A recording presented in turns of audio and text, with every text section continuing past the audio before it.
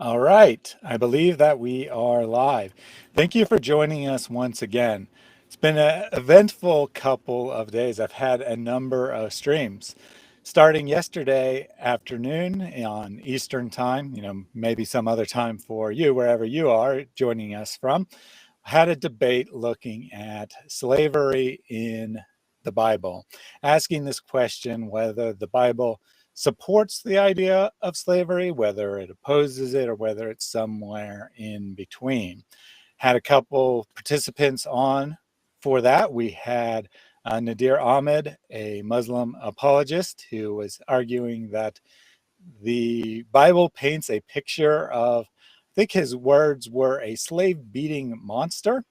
And then we had Stanley Terry representing the pro-Bible position, or the Christian position, where he was saying that uh, it's a bit more nuanced than that. The picture painted in the Bible is not equivalent to the modern picture, the modern conception of slavery influenced by primarily by the American slave organizations, and that the biblical picture was something different. And not only was it something different, it was something that definitely could not be qualified as leading to slave beating monsters. So we'll talk about that debate. I have a number of guests here.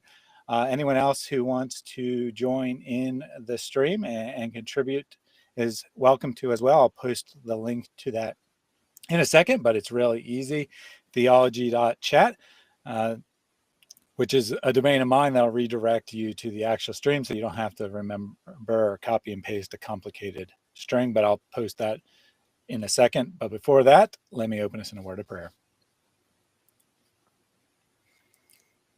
Dear Heavenly Father, we thank you for this time together. We thank you for the technology that allows us to connect with people all around the world. We thank you that we're living in a time where people can freely exchange ideas without the threat of violence, at least in parts of the world. We know that not everyone in world history has had that opportunity, so we are very grateful for having this opportunity and this technology that allows us to reach into households around the world to propagate the Christian message without necessarily picking up our lives and moving to a foreign country. We can get on the internet and reach people that in previous generations would have been very difficult to reach. We ask that you be with us today and that you guide our discussion as we look into what your word teaches about slavery. We ask that you give us the wisdom to correctly expound upon the text.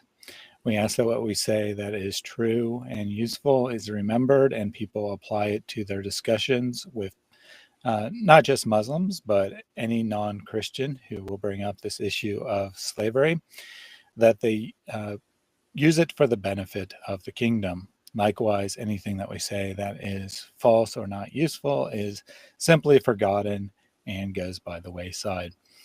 We ask that you be with us today, and we do so in Jesus' name. Amen. All right. Let me go ahead and post that link in the chat as promised. We'll start with a combination of introduction for my guests and their overarching thoughts about how the debate went. I'll just go in the order they appear on my screen, which means, Mary, you are up first. I'm Mary Harb. I'm on the channel fairly frequently as Thaddeus's contributor, not as frequently as I'd like to be. My response is that he developed his own slave Bible and argued from that. So his argument, they kept going saying, "Oh, what would the normal person? How would they interpret this?" Well, we already know how they would interpret it.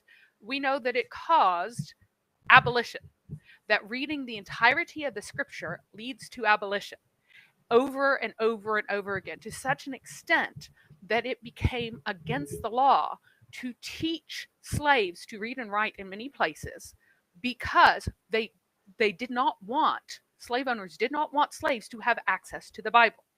And some who felt kind of guilty about this went, well, we still like them to kind of know about Jesus, so maybe they can still be saved, but we don't want them to actually know what the whole Bible says, because if they do, they will know that they should be free. And so something called the Slave Bible was created. And there are actually several different versions of slave Bibles where they would take a very small sections of the scripture and cut out all the bits that talk about how freedom is the goal and freedom is our state in Christ and how we are all brothers and all of these other things, all the things that are fundamental to human rights. Human rights only exist because the Bible says that we are all made in the image of God. There was no system that believed in this kind of radical equality of worth before this. And the average person reading the Bible becomes an abolitionist, which is why you need alternative versions that are greatly shortened and only take a few things out of context to get some sort of other story. And so his entire question was hilarious because we know how does the average person read this? Well, we know they become abolitionists. How do people who cut up the Bible, chop it into pieces, take only tiny excerpts out of context, interpret it? Well, that's in a different way, the way Nadir does, who's the spelling of his name being Nadir is very appropriate for the level of his argumentation. So that is my take. Excellent. Next up, we have the Black Doctor. Hello there. I am the Black Doctor. I think this is my second time being on here? Third, technically, if you count the first time that Thaddeus and I had met. And it's honestly an honor to be here. You guys can find me on YouTube, TikTok, and my Patreon. The links are all on my channel. So in relation to this debate, to be honest with you, all you need to do is just watch about halfway through the debate between most of the opening statements and about halfway through the cross-examination, because you have pretty much the entire debate set out halfway through the entire debate. Because the only thing that Nadir does is that he has a script, and he's going to stick to his script no matter how many times his position is actually challenged, and no matter how many responses is given to his particular position. And one thing that I notice, especially as a person of color myself, is that I know the distinction between chattel slavery, American chattel slavery, or even the African slave trade, and slavery that is found within literally all cultures beforehand. And so when he tries to describe slavery and describe biblical slavery as American chattel slavery, my intentions are immediately inflamed. And when he continually shows his ignorance of American culture by simply saying, like one of his main arguments is that apparently Christianity is the humility of slaves is supposed to promote Christianity. So he uses the straw man of an Uncle Tom slave, which apparently is a bad thing. But if you actually read Uncle Tom's Cabin, you know that Uncle Tom was the protagonist. Someone whose behavior actually helped the abolition of slavery. That's the whole point of Uncle Tom's Cabin. So not only does Nadir demonstrate his biblical illiteracy, but also his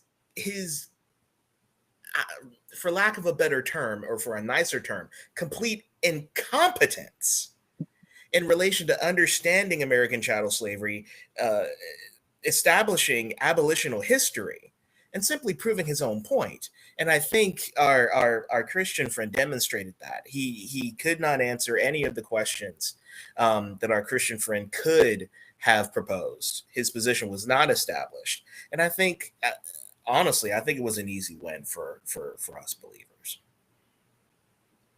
Excellent. Your brother in Christ. So yes, I am your brother in Christ. I run the YouTube channel, Your Brother in Christ. I also am part of the team that runs Acts 17 Polemics for David. I focus mostly on Islam and Christian apologetics. I do a lot of shorts and weekly live streams.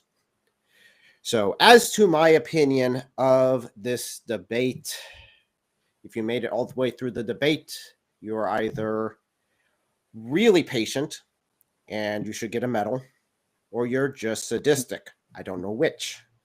That's for God to decide, not me. Masochistic. Masochistic. Okay. So I think most of the points have already been made. Yeah, he keeps going around the same topic, and he keeps referring to these other Christians, but he's there to debate this one Christian, not all these other Christian writers throughout history that he's cherry picked. So I'm sorry to say, but commentaries don't really impact the Christian faith as much as it does on Islam. And I think that's really where he's coming from. Is in Islam, there's a high emphasis on the commentaries. In Christianity, no, not so much. Yeah, and in one sense, I would say that Nadir, perhaps the only point that he had any validity whatsoever was actually on the commentaries, that he's saying, in principle, not the way he actually used it, but in principle, if no one is saying the same thing that you're saying when you're looking at the Bible, then you probably are mistaken. Now, what did he actually do? He went to Bible Hub and looked at public domain commentaries from 100+ years ago and cherry picked the ones that he wanted to say and pretended that those represented the entirety of Christian thought.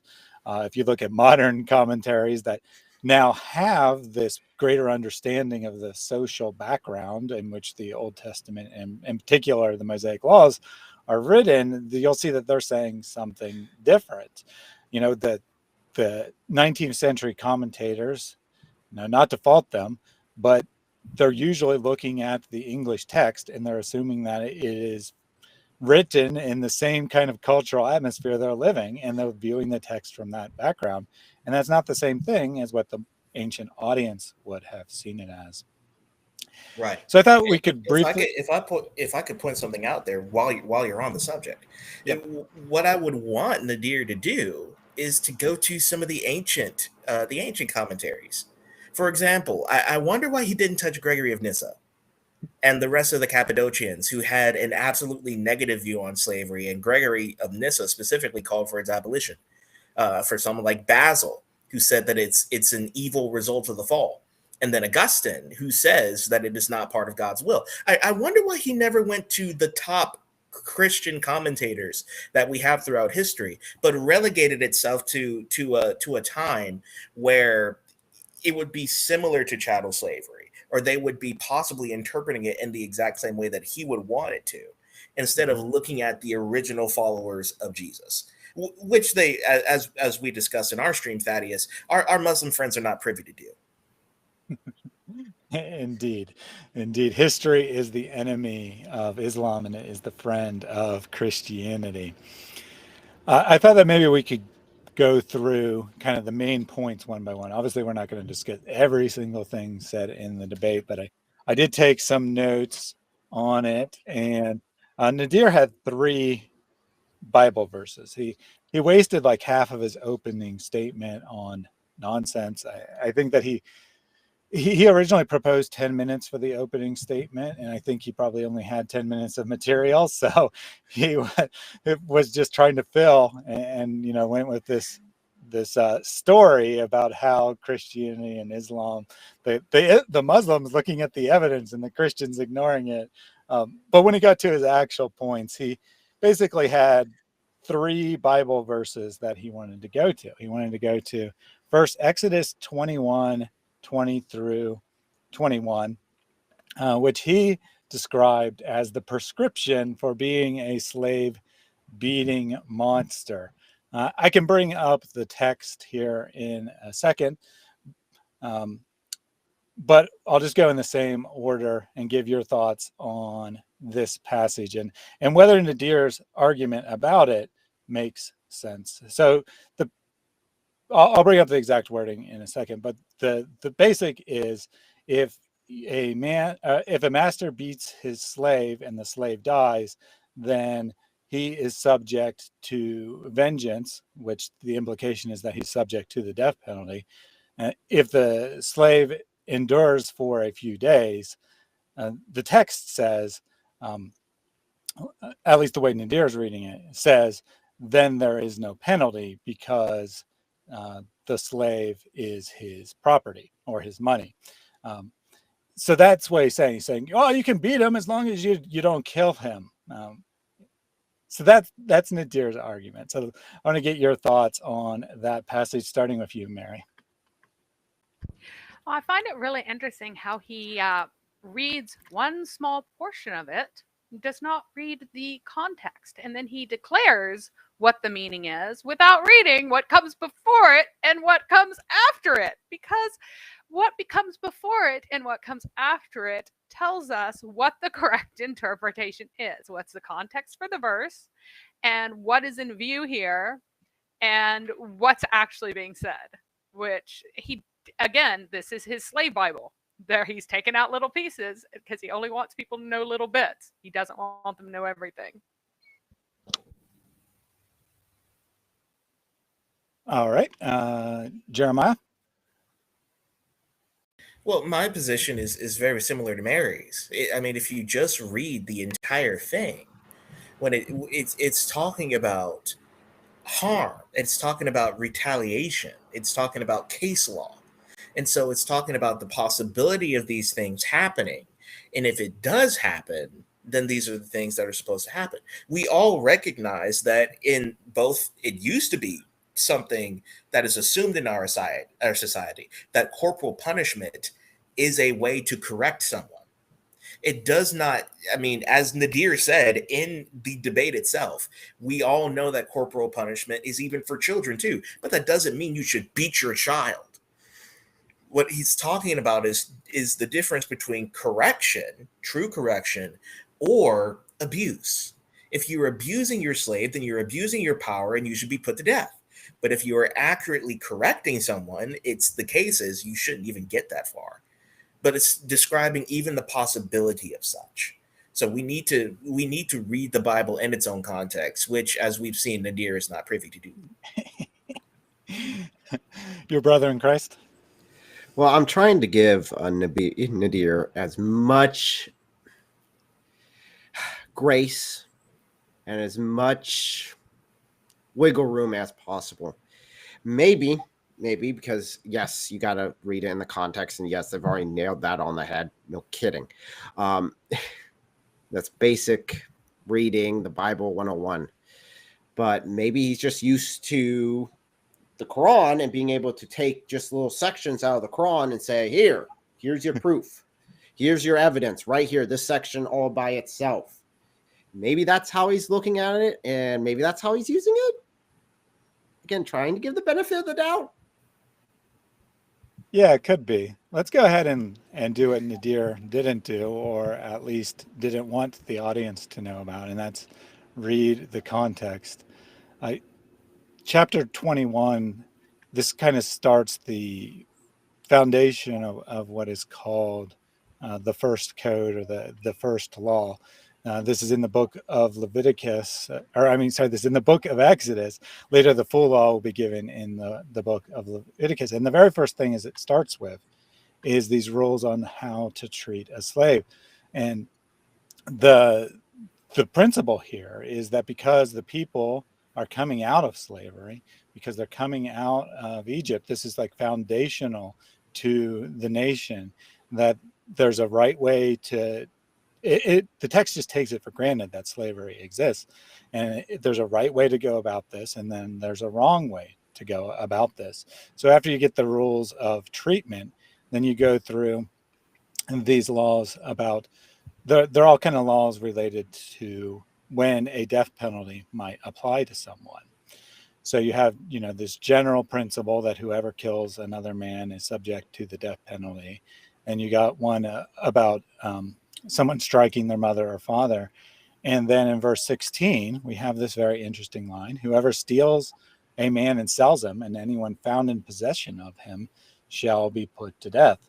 I would say that this verse pretty definitively rules out the possibility that this is referring to the kind of chattel slavery practiced by Europeans and Americans in the transatlantic slave trade. What do you guys think? Or the kind of slavery practiced in the Islamic world, because Correct. the Islamic world invented the type of slavery. Actually, they invented a much worse version, which is why there aren't any black people. Even though there were more slaves taken from Africa into the Middle East, there are very few areas that have people with appreciable amounts of recently African DNA, because the men were castrated and the women were used as servants and were considered so ugly that they weren't the ones that they wanted to have intercourse with, and instead they wanted the white girls for that because they thought they were prettier. Like, this is the brutal, ugly truth. Even when they did have them as sex slaves, the children were executed. Or it was bad, and just the entire situation was brutal. The only place where there are mixed race people is in Yemen, and they are treated just horrifically still there, just disgustingly, constantly. So yeah, you cannot have the kind of, because slave raiding is a huge part of Arab culture, because they were desert robbers. That's what they were. That's what they'd been for 1,000 years. They were caravan robbers. They were warlords. They were tribal people. They were constantly man stealers. And that's one of the reasons why the women covered up even before Islam in that culture, because you didn't want anybody to see that you weren't like an ugly old woman, because people would try to take you and throw you on a camel and sell you somewhere. So this is absolutely forbidding the type of slavery that was normative in Arab culture and continued to be normative in Arab culture. I mean, even now in Africa, that this type of slavery is what is normative, is man stealing. And it's a death penalty. So then we continue on with the text here. Verse 17 talks about cursing your mother or father, and there's some dispute over what exactly that entails, but not important for our purposes today. Verses 18 and 19. When men quarrel and one strikes the other with a stone or his fist, and the man does not die but takes to his bed, then if the man rises again and walks outdoors with his staff, he who struck him shall be clear. He shall pay only for the loss of time and shall have him thoroughly healed. Now, why did I read this particular set of verses out loud instead of just summarizing them? And it's because I think that verses 20 and 21 need to be understood in light of 18 and 19. 18 and 19 is describing a situation between two free persons who get into a fight, and how you determine what the penalty for that fight is. 20 and 21 seem to be parallel, but in the situation of a slave. So if men are quarreling and they're fighting, and one person dies, it's not explicit in this verse because it's the previous verse about killing another human being, then a death penalty applies. But what if there's only an injury and no one dies? Then there's this compensation for loss in income. The time that the person could not work, they couldn't get out up of bed, then they're paid for that situation. If I'm correct, and this is parallel to 20 and 21, what does that mean? Well, it starts with what happens if the slave dies, because the implication is, well, maybe the slave doesn't count as a human being and the death penalty doesn't apply. And the text says, no, under that situation, the death penalty does apply. So then the second part, but if he survives a day or two, he is not avenged. People imply, right? They infer that, okay, he died at least 3 days later, right? They think, but the text doesn't say that. It doesn't say, and then dies. And it says, if he survives, he's not avenged because the slave is his money. But if it's parallel, that makes perfect sense. There's no compensation for lost income, because the person who caused the harm is the one who is losing out on the benefit of the labor. So there's no additional compensation, because that it's already carried in the same penalty. What do you think of that interpretation? I think you're exactly right. And Thaddeus, if I might also add something else to it, I mean, since you have the text up here, why don't you read verses 26 and 27 for me? Yeah, I was going to get there. And our understanding of 20 and 21 absolutely needs to be consistent with verse 26. I mean, surely the author didn't contradict himself in 6 verses, right? When a man strikes the eye of a slave, male or female, and destroys it, he shall be let the slave go free because of the eye. If he knocks out the tooth of his slave, male or female, he shall let the slave go free because of his tooth.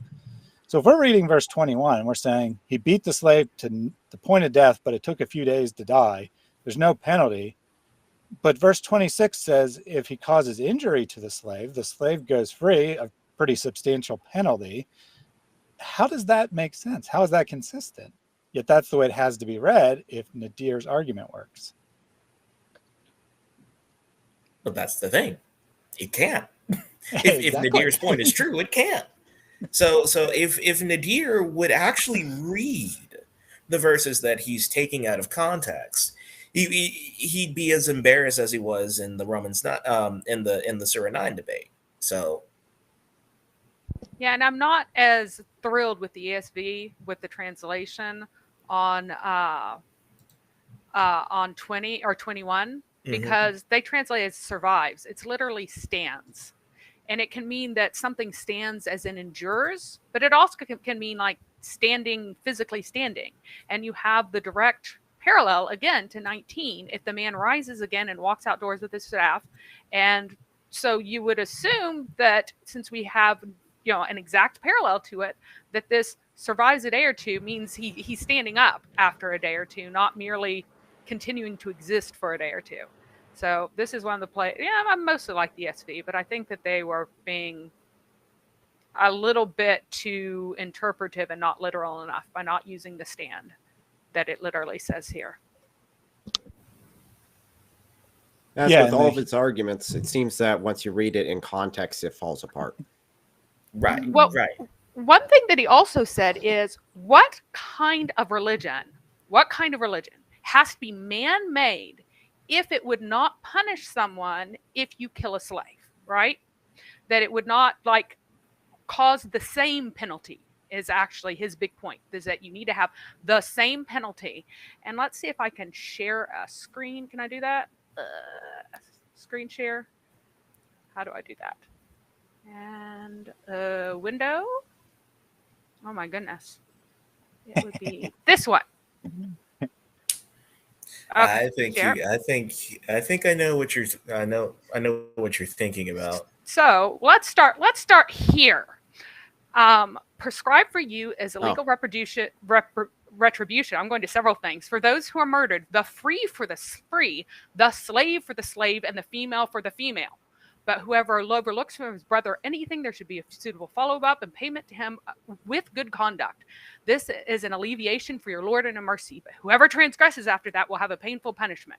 So what this is saying is that if a man kills a man, then there's retribution, he should be killed. If a slave kills a slave, then there's retribution for that. If you kill my slave, then I get to kill your slave, is what it's saying. It does not say that you die, that I die, or that you die because you killed my slave. It says that I get to kill your slave instead. That's what it says. And female for female. So if I kill your wife, then you get to kill my wife. Or if a woman kills another woman, then the woman's punished. Those who are superior are not killed for those who are inferior. Also, notice the order here. So at the top are men. Next are male slaves. And at the bottom are women. Women are considered even less than male slaves because they were literally worth less in the market. So that is the justice of Allah. But apparently Muhammad got given a lot of grief over this. And there's commentaries for this. And unlike in Christianity, these are absolutely authoritative. But notice that this is only one thing that can happen. You can also have, you can choose to forgive the person. So instead you can just pay money. So I kill your wife you just asked me for some money. I don't have to be killed because her life can be bought off with money.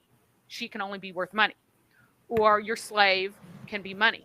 So the people who are being punished are not the people who are doing the murder, unless it's another free man killing, unless you're the same status. If it's a lesser status, then somebody else in your household bears the penalty. And unless somebody chooses to get paid off instead, and then it's just blood money. So and then this was later abrogated by this one that says, that just copies from the Bible, because apparently the Jews were not very pleased with this nonsense, and were like, this is not what God says. So the eternal word of Allah, which has existed from eternity past and will exist from eternity present, is also temporary and needs to be fixed. And so this temporary permanent word of Allah is fixed by this later more permanent word of Allah that says life for life, eye for an eye, nose for nose, ear for an ear, etc., etc. But again, whoever gives up his right as charity, it is an expiation for him.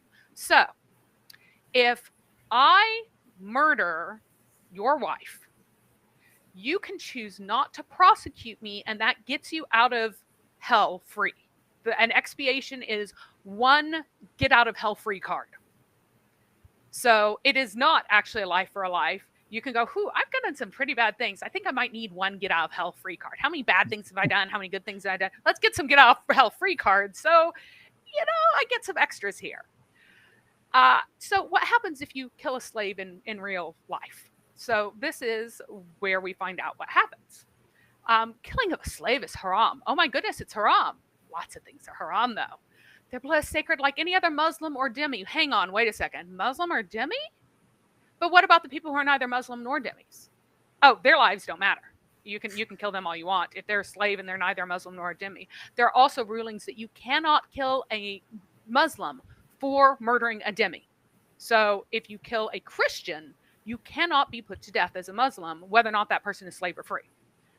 Anyway, if one kills his own slave, then there will not be any qisas, which is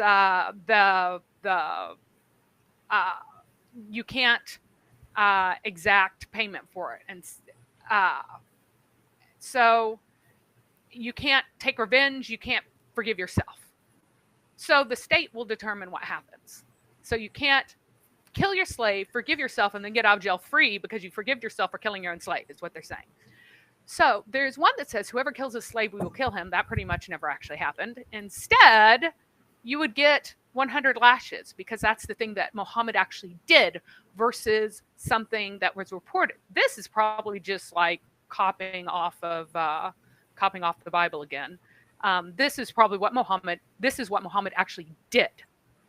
So he didn't get the war booty as much anymore, and he got 100 lashes. Then, and another time, you can free another slave if you kill your own slave deliberately. So this is what actually happens in Islam. So according to Nadir's own standards, Islam is clearly a false religion made by men. Nothing's real. It's all pretend. So, I mean, thank you, Nadir, for once again destroying Islam as you do every time you show up, because you think that everyone's stupid. I don't think that Nadir can be as stupid as he acts like, but I think he thinks that he's smarter than everyone else in the world, and everyone is just really stupid and doesn't know these things. That's what I really think. Well, he said he's been doing this since the 90s, so he if he was smart, he could have picked up on this. But apparently his projection is so bad, he projects everyone to be as stupid as he is. Oh, amazing stuff. Any other thoughts on the Exodus passage? All right. Let me just check my notes real quick. Actually, I do have something. So trying to understand from his point of view, is he claiming that Moses wasn't a prophet, or that he was? Because I'm a little confused. Because it was Moses who was the one giving these messages. So is Moses the one in the wrong? Well. Remember what Nadir was saying during the debate. Whenever our Christian friend appealed to the Old Testament in relation to Christianity and slavery, we're not talking about Judaism. That's Judaism. We're talking about Christianity, and so it doesn't matter whether or not we actually deal with what Moses actually said. I'm going to call it Christianity when I say it is, and you can't call it Christianity when you want to. So it really doesn't matter whether or not he believes it's written by Moses, because it can come in and out of canon whenever he likes. Well, what I really like is that he likes to say, oh, well, it only affirms parts of it. So apparently he thinks that the word of Allah can indeed be changed and it can be corrupted and lost, which the Quran says it can't, but apparently Allah is wrong and stupid. So Nadir is here helpfully correcting Allah as he always does. So whenever it says, for example, let the people of the gospel judge by what Allah has revealed in it. If any have failed to judge by what Allah has revealed, then they are licentious. Then what Allah actually meant is, let the people of the Injil judge by pieces of it because it's corrupted and it's not really there. So instead, they should just guess about which parts are true. And then if they can't figure it out, then they're in the wrong. So he corrects poor stupid Allah, who doesn't apparently know that it's corrupted, and lets us know what Allah should have said. So, for example, why do the Jews come to thee for a decision when they have the Torah? When they have the Torah, they have it then, right now, which is the command of Allah. But according to Nadir, he's helping Allah here because Allah was too stupid to communicate clearly, even though the Quran says over and over and over again that it's clear, the ayat are clear, everything's clear, it's clear proofs, but Allah screwed up. So he's correcting Allah and saying that, why do the Jews come to thee for a decision when they have pieces of the Torah, but they should know which ones are real and which ones are fake? And yes, I let my words get corrupted and changed and stuff, and they don't really have the real one. But thank you, Nadir, for correcting the Quran. We all know that so much was lost and eaten by goats and forgotten on battlefields when everybody was killed. So now we have him to help correct all these things that all the Muslims have been saying wrong for all these years. So we know what it really says. We are very grateful for that. Yeah, we may have a new last prophet of Islam, I suppose. So Saeed has joined the chat. Welcome, Saeed. We're discussing yesterday's debate, so it'd be very helpful if you have seen that. If not, we will welcome your thoughts about Islam's teachings as they come up, but we'll mostly be talking about the debate. I do have a comment here from Mojo Dude. Let's not pretend. The debate was about, does slavery make Christianity attractive? Of course, he's being tongue-in-cheek here because that's what Nadir wanted to make the debate about. He kept insisting that if you want to say they're misinterpreted, that's fine. But the common person won't see it that way. Therefore, Christianity is unattractive, which brings us to the next passage, which is 1 Peter chapter 2, verses 18 through 24. Words are up on the screen. I'm not going to read them all, but really, even though he's referring to this whole passage, Nadir just wants us to read this first verse only. Servants, be subject to your masters with all respect, not only for the good and gentle, but also for the unjust. Let's start with your thoughts, your brother in Christ. Well, first of all, who is this being written to? It's obviously been written to Christians who are underneath Roman rule. These are not Christians who are ruling themselves. So there would be oftentimes that you would have slaves who would convert to Christianity who are still under their pagan slave masters. And the point is, hey, still obey, still listen, still endure, because eternity, which is much larger than what our small bit here is so much more valuable than what we have to do here. The endurance that you put forth here may lead others to accept Christ. I mean, I would point to the expansion of Christianity through the Roman Empire. Rome was actively trying to stop this. Rome was the superpower at the time. They had all the authority. They had the authority to execute willy-nilly, and they did. And yet Christianity still was not stopped by this. And we don't have any records of Christians going on bloody jihads against their Roman overlords. But eventually Christianity did take over the Roman nation and replace paganism as the national religion of Rome. And that's crazy if you understand the history of paganism and the Roman Empire, because that was in their blood. They literally, part of the normal Roman male life, the Roman citizen male life, would be to go serve in the military. And as part of that, you are considered sons of Mars. You're considered sons of their pagan god who are doing this. In fact, that was one of their battle cries going into war. So this was something that was rooted deep inside their nation and inside their identity, and through peaceful coexistence, we were able to take that over. You compare that to Islam, to the rightly guided caliphs, you see a very different teaching there. And I'll leave that as that. When I posed an audience question to the participants that asked, who is the slave master, right? Who is the slave master in these passages? Nadir dodged the question. He wouldn't answer.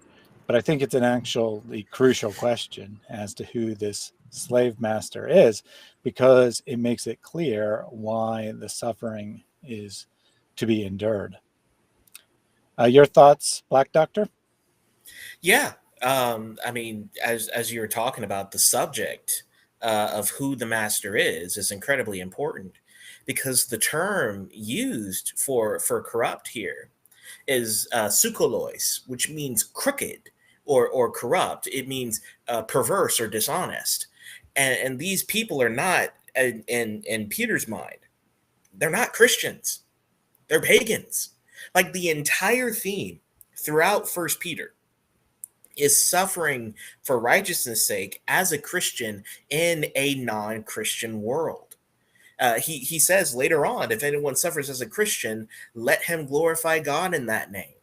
And then in verse 20, he says, for what credit is it if when you sin and are beaten for it, you endure?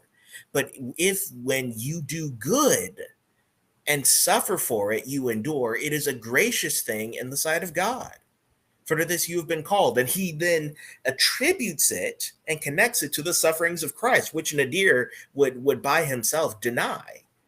He says that Christ did this exact thing. He suffered injustice for the sake of others.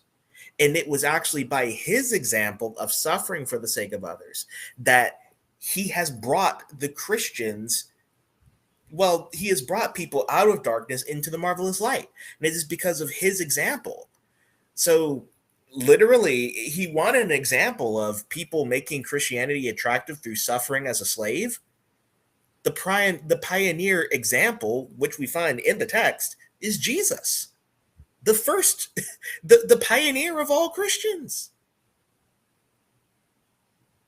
Yeah, when Nadir, he cited verses 18 through 24, but he really only wanted us to read verse 18 and then jump straight ahead to this, for this you've been called for. That's why he cited the whole passage, because he wanted to get that little piece, for this you've been called, and say, see, this is your calling in life, is to be a beaten slave.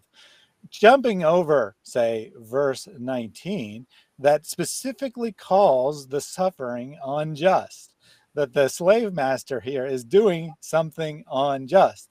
He wants to tell us that this passage is telling us that there's nothing wrong with what the slave owner is doing, and that the slave has this great privilege of being beaten.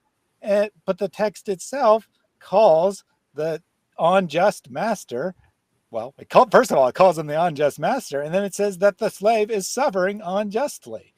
That there's something wrong with this picture. And Peter's saying that think of it as a privilege. Think of it as a privilege because Christ first suffered for you.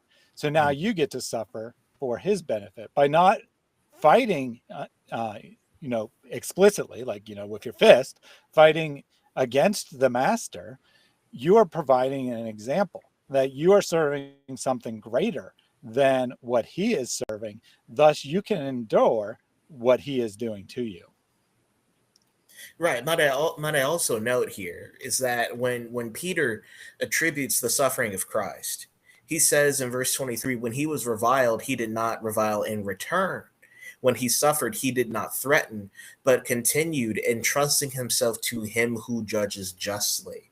So nowhere does Peter say that this, like the punishment that you're getting is by nature good, but he's saying that do not take revenge by yourself, but leave it up to God. Vengeance is mine, declares the Lord.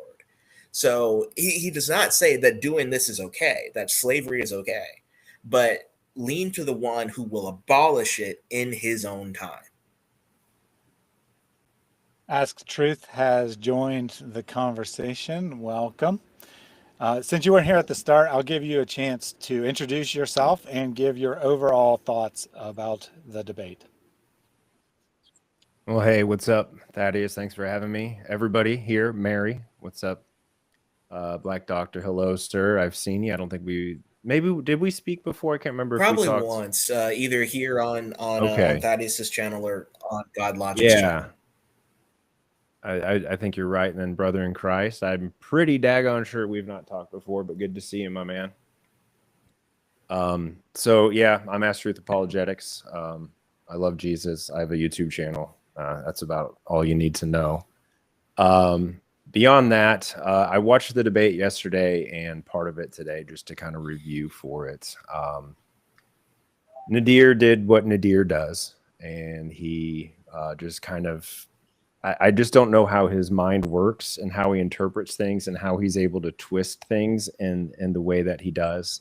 I literally just jumped on, so I don't want to go over too many things that maybe you guys have gone over.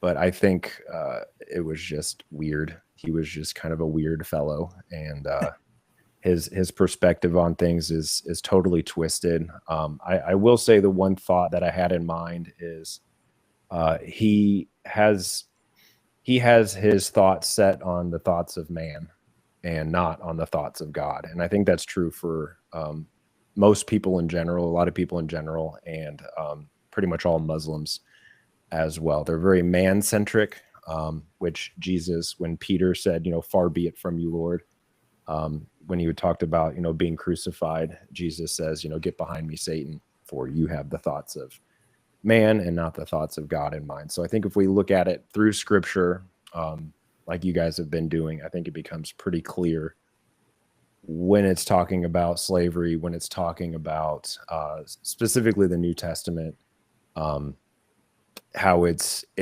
really talking about how to just be a good Christian, period, no matter what position you find yourself in life, whether you're a slave owner, a slave yourself, whether it's an employee-employer relationship, whether it's a relationship, if you're a parent or if you're a child, there are good character ways of behaving, good Christian ways to behave in whatever situation that you're in, that glorify Christ, that you yourself through your character shine your fruits forth so that the world is attracted to your faith and into Christianity specifically.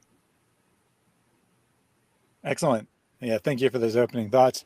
Just to get you up to speed, we are looking at Nadir's 3 passages of the Bible that he cited. We already looked at Exodus 21. We're currently looking at 1 Peter 2, and we'll get to Titus chapter 2 in a second here. Any other thoughts on 1 Peter before we move on? I would like to say a couple of things. First, Peter identifies himself using the word for servant or slave. And at the introduction of 2 Peter, he calls himself a servant or slave, an apostle of Jesus Christ. And what he means by that is what Christ meant by that. Christ came to serve, not to be served. When Muhammad's like, oh, I'm the slave of Allah, he means all of you collect my sweat, and when I pee, if you drink my pee, then you will be saved forever from like bad stuff. Your stomach will never go to hellfire because you have drunk my pee. Jesus washed the feet of his apostles before laying down his life for them and for the world. That is the difference. When the word servant, when Jesus came as the suffering servant, he came as the slave of all and came to die. And he is our example. And in that way, we are also his servants, his slaves. And Jesus is not saying, or that, Peter here is not saying through the inspiration of the Holy Spirit that what needs to happen is that just slaves need to obey their masters. Ha ha ha ha. Instead, what he's saying is that you will have persecution, which is what Jesus said too, that for my sake you will be persecuted. If they hate you, it's because they hated me first. And the entire section, it begins with everyone submitting to unjust authorities. So in 13, verse 13 says, submit yourself for the Lord's sake to every human institution, whether king or as a supreme authority, or to governors who, as though sent to him to punish those who do wrong and praise those who do right. For it's God's will that by doing good, you should silence the ignorance of foolish men like Nadir. And of course, he would not think that doing good is itself noble and good. He wants to talk about how smart he is and how good of an arguer he is. Apparently, he honors himself even more than Muhammad, because he talks about how everyone's afraid of him and spends half his time doing that. But what it says here is live in freedom, but not use your freedom as a cover-up for evil. Live as servants or slaves of God. Treat everyone with high regard. Love the brotherhood of believers. Fear God, honor the king. So, love the brotherhood of believers. Love all the brothers. Right? Mm-hmm. So, and that includes the slaves. So the servants are in the position of those who are under unbelievers. So, do not return their evil with evil, but instead with goodness. And through your goodness, some will be saved. Now, we know that this actually happened. Of course, Nadir, because he is so desperately corrupt, cannot imagine a case in which the goodness of a slave or a servant would cause people to come to Christ. But we have another number of examples in history of people who were slaves, who were killed for their faith, who then caused people, slave and free, to come to Christ. We have the example of two of the people who were killed with Justin Martyr. When Justin Martyr was killed with his companions, a number of people came to Christ. We have the example of St. Patrick, who actually was not a Christian. He was from a Christian family, but he wasn't a Christian. He had not repented and put his faith in Christ until after his slavery. But because of the formative experience of his slavery, he understood who Christ was and what slavery to Christ was. And he came back to the same people to minister to them. And because he knew them and knew their language and everything else, and had been a slave, he became the foremost figure in the conversion of Ireland. We have the example of Saint Bridget, and we know very little about her. A lot of things, we have a few very early hymns, and other than that, it's oral sources that get accretions and stuff. But everybody agrees that she was a slave originally, and that she started out as the daughter of a slave who was herself sold into slavery. We also have Bathilda of Chelles, who, which I probably pronounced wrong because I don't know French, but she was a slave who was taken by force, and because that was very common back then, and she eventually became the wife of Clovis II, and she abolished slavery in all of France. Show me an example of a Muslim ruler who abolished slavery within his jurisdiction. It never happened until there were international pressures in the 20th century telling Muslims that they need to stop enslaving people. Nobody did, but she did because of her Christianity and became a saint. So Serapia was another slave who was killed in the arena, and she converted her own mistress, Sabina, to Christianity in the early church, and they were both killed in the arena, and a number of people converted. And the entire story of their slaughter was absolutely horrific. They were both nursing babies at the time, and because of her obedience in slavery, she did convert her mistress, and her mistress also became a martyr, even though she was a person of fairly high rank. The Didache expressly forbids anyone who is a master from ordering slaves to do things in a harsh tone. It even forbids like having an air of, do that. That's explicitly forbidden. And the Didache, and that is because there is a passage that oddly explicitly mentions slaves and their behavior that he didn't read for some odd reason in Ephesians 6, because even he couldn't block out the very next verse, because it talks about obeying your earthly masters with respect and fear and sincerity of heart, just as you would obey Christ. Do this not only please them while they're watching, but as servants of Christ, doing the will from your heart. So your true servitude is to God. Serve with good will as to the Lord and not to men, because you know that the Lord will reward each one for whatever good he does, whether he's slave or free. And masters, do the same for your slaves. Give up your use of threats, because you know that he who is both their master and yours is in heaven, and there is no favoritism with him. Right. Mary, there's one other story. I think it's probably either by your choice or by divine providence that you had left this one out. But this is one of the earliest stories that really touched my heart about, the Christians who were slaves and former slaves who ended up being converted. And my favorite is Saint Polycarp, Bishop of Smyrna. He was born a slave. And as a slave, he was a slave of this woman named Callisto. And she actually treated him more like a son than a slave. It's most likely because of her that he ended up learning about Christ. And then she brought him to the Apostle John, and he sat at the feet of John for most of his life. When she died, she gave him all of his estate, and Callisto was a very rich woman. And he ended up becoming the Bishop of Smyrna, his hometown. And as we see, he's one of the most prominent of the apostolic fathers, the teacher of Irenaeus of Lyons, and many others, especially like Tertullian. And his martyrdom is one of the biggest pieces of martyrdom literature in the early church.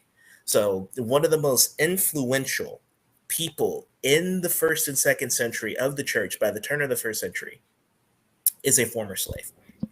And another one is Hermas, too, who wrote The Shepherd of Hermas. And he was a former slave, and his mistress had been a Christian woman and freed him, and they eventually parted ways. And there's kind of a setup to everything that he wrote, but that was a piece of devotional literature that caused many people to convert to Christianity. He was kind of the C.S. Lewis of his age. And he was. And he, caused many people to, was extraordinarily influential during the time of extreme persecution. So that's another slave who had an incredible impact on the early church. And there were actually rules in place that slaves could not become bishops until they were freed, because you couldn't have someone who was a bishop and ruling over the church and still a slave. So, because the church had limited resources. They had to decide who they were going to free and who they were going to spend money on releasing. And so, one of the rules is that, if you're going to have a bishop, because he must be answerable only to God, he has to be freed first.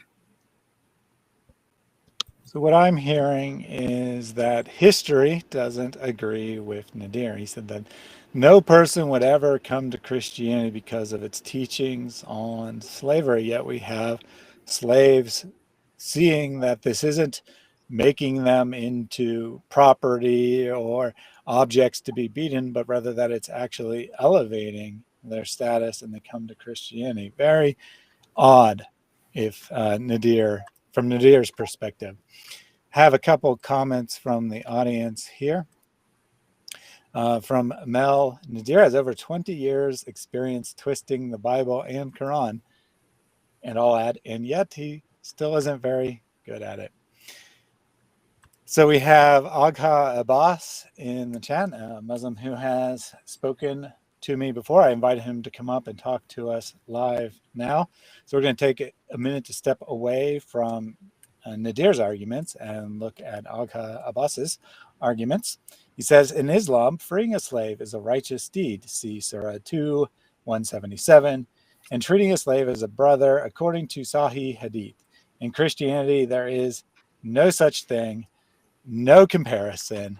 And then he followed it up by saying, in fact, Bible says, don't leave any to breathe. For making anyone your slave, you have to first let them live. Get it? LOL.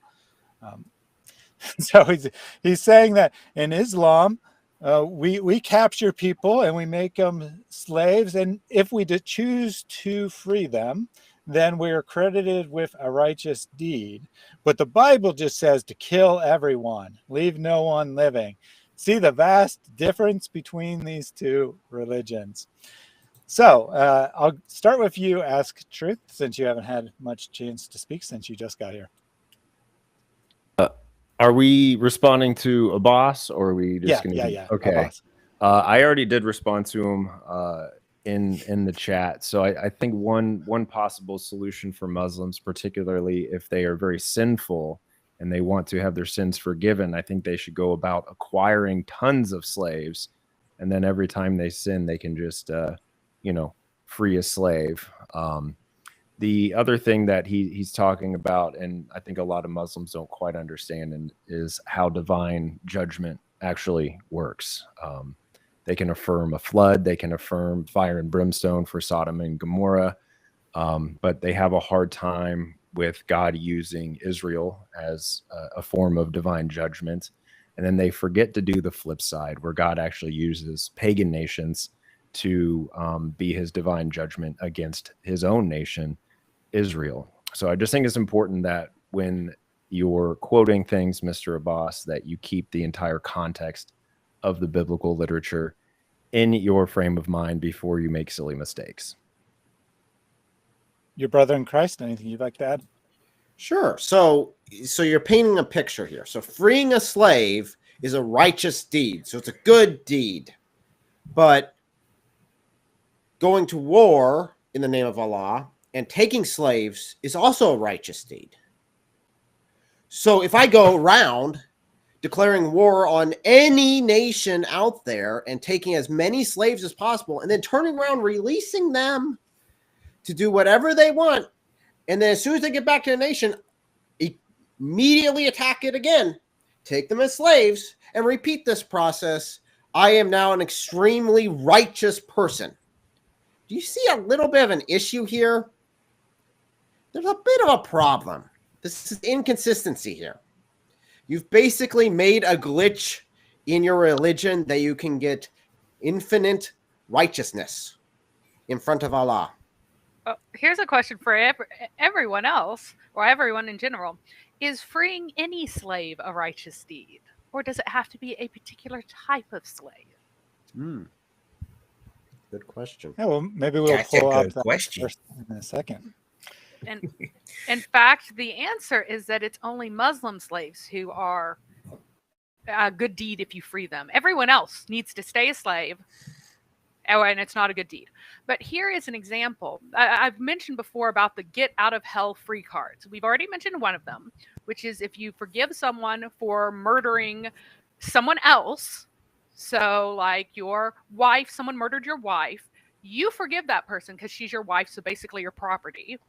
Then you get a good deed, which is worth one free get out of hell card. Well, there are a number of things that are get out free hell cards. You go to hell if you don't do the proper fasting. And if you have intercourse, that breaks your fast, right? And so the first thing that's asked is, are you able to free a slave? Because that will get you out of hell. No, he can't free him because he doesn't have a Muslim slave to free. Are you able to give away a camel? No, because he doesn't have a camel. Well, giving away a camel for sacrifice, to be sacrificed to Allah, most Muslims don't know that they were doing animal sacrifices at this time, specifically to Allah. It wasn't about handing out the meat.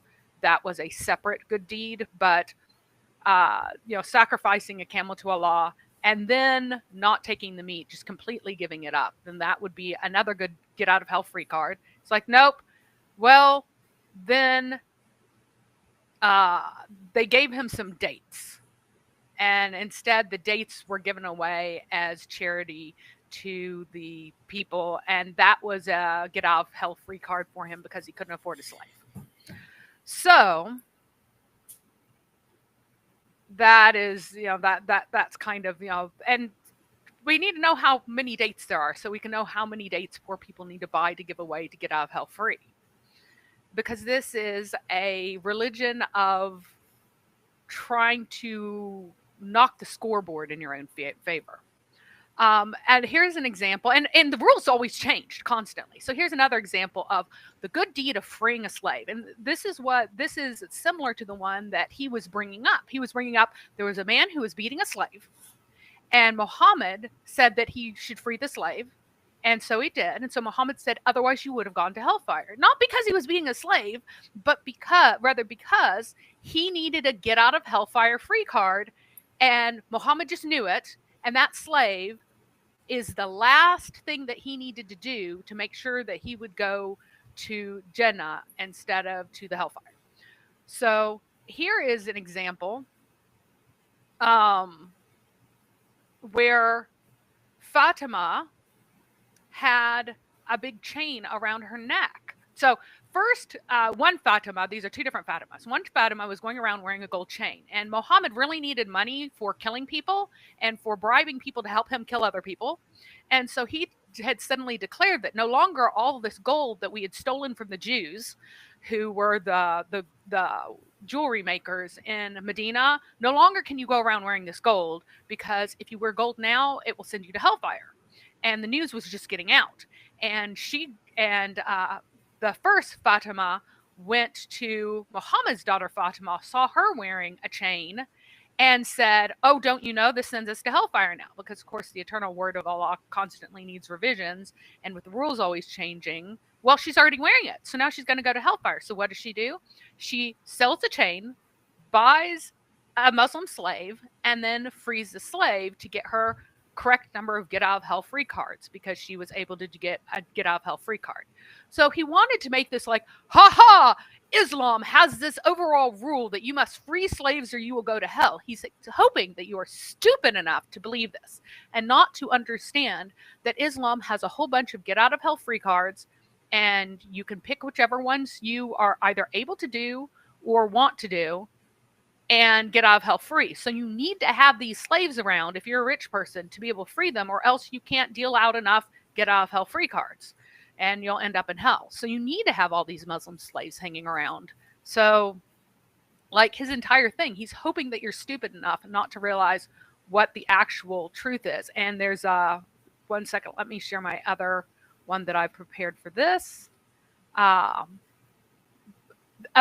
how slaves are generally treated rather than specifically treated.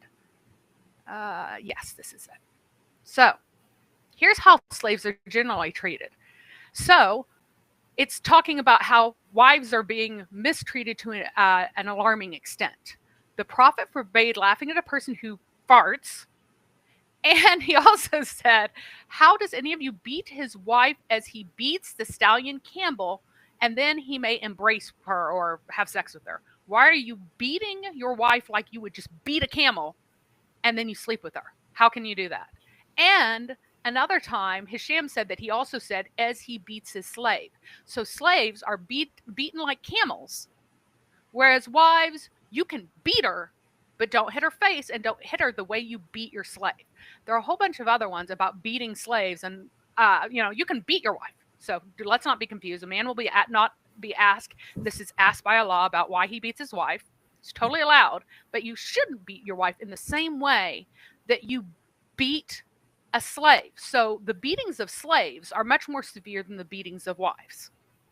And that is the proper way to do things. And he doesn't say, hey, don't beat your wives harshly. He never says that. He just says you shouldn't beat your wife the same way you beat all your slaves, right? But None Mary, of you should whip your wife like the whipping of a slave. Mary, like go back to the last hadith. If we could interpret that hadith in the exact same way that Nadir would translate or interpret any of the verses in the Bible, well, the only thing he says is, well, you can beat your wife the exact same way that you beat your slave. So you can beat the crap out of her. Just don't lay with her the same night. So if you lay with her the next night, then that's perfectly fine. Right. There's a couple of restrictions in other places. You can't beat her in the face, but you can. There's nothing about beating your slaves in the face. So you can just clock your slave, beat her up. You could smash her nose so much that she's deformed for the rest of her life, and that's fine. It's only your wife you're not supposed to hit in her face. So there is that one caveat.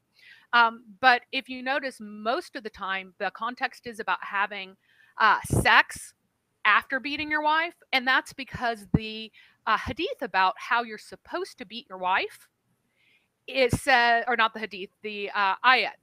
The ayah about how you're supposed to beat your wife says that you're supposed to scold her or verbally abuse her and then beat her and abandon her in her bed. So if you are beating her but you're sleeping with her, then you're not doing everything in that ayah. So if you're going to be beating her, you should also not sleep with her that same day. So that really is the context here. You really can't say that it's just not about beating a wife. It's about not there are other things that say that but your slave girl, you can beat her and sleep with her in the same day. That's fine. Right. Notice that's appropriate for slave girls. That if she burned your food, then you should beat up your slave girl and then have sex with her because, man's got needs, right? So, Mary, you have been refuted. Abbas in the chat says that from where he's sitting, it sounds like you're just waffling and waffling. So what's the definition of waffling, Abbas? That would be my question. Well, from where he's sitting, I can pretty much tell where he's sitting. He's just sitting in his chair with a mask of copium just going straight into his nostrils. And one thing that I also want to note is that he basically said that Christianity doesn't have anything about referencing a slave as a brother or treating them any better than you were. I find it odd because when it comes to these particular things, especially when it came to the debate earlier, it seems that our Muslim friends just completely forget that the book of Philemon is in our Bible. Because this is what Philemon chapter 1, which is the only chapter, but verse 15 says. Well, I'll start at verse 13. I would have been glad to keep him who is Onesimus, who is actually a runaway slave from his master Philemon. And Paul is writing to Philemon about Onesimus because he's sending him back to Philemon. He says this, I would have been glad to keep him with me in order that he might serve me on your behalf during my imprisonment for the gospel. But I prefer to do nothing without your consent in order that your goodness might not be out of compulsion, but of your own accord. So if we just stop there, Paul would basically be, of course, Nadir would probably say, well, Paul is just saying, I would use the slave as mine, but because he's your property, I wouldn't want to do this without your consent. Everybody knows that that's what Nadir would say. But let's continue reading here. For this, perhaps, is why he was parted from you for a while, that you might have him back forever, no longer as a bondservant, no longer as a slave, but more than a bondservant, as a beloved brother, especially to me. But how much more to you, both in the flesh and in the Lord. So if you consider me your partner, receive him as you would receive me.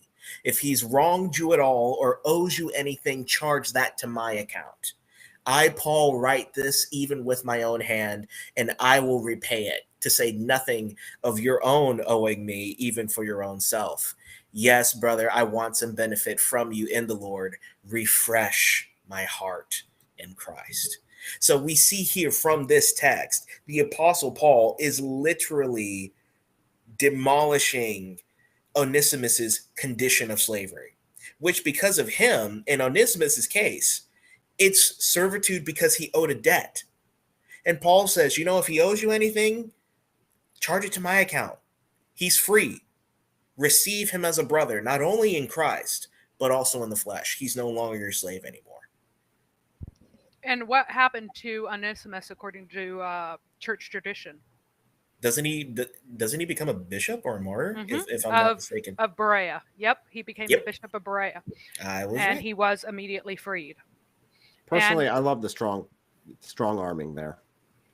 You know, you owe me everything, even your eternal salvation. So if I ask you for even the smallest thing here, you would certainly do it, right? Right.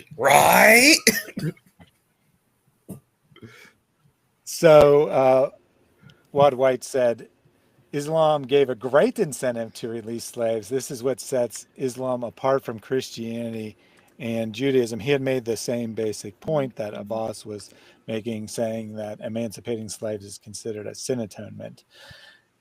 Now, I'm going to agree on the principle here, right? If you're getting something of benefit by releasing a slave, that is an incentive. Islam has given a strong incentive. But notice what the incentive is. It is getting benefit for yourself. We just saw the incentive in Christianity, that this slave is your fellow brother in Christ. The slave is a human being with intrinsic rights and value. That's the motivation in Christianity. The motivation in Islam is do this to get something. And as you guys pointed out when we were talking about the related comment from Abbas, it's also an incentive to take slaves. Right? If you're getting forgiveness for releasing a slave and there's no penalty for capturing a slave, it's an encouragement to capture slaves so that if you need some forgiveness, you got currency to buy Allah's favor with.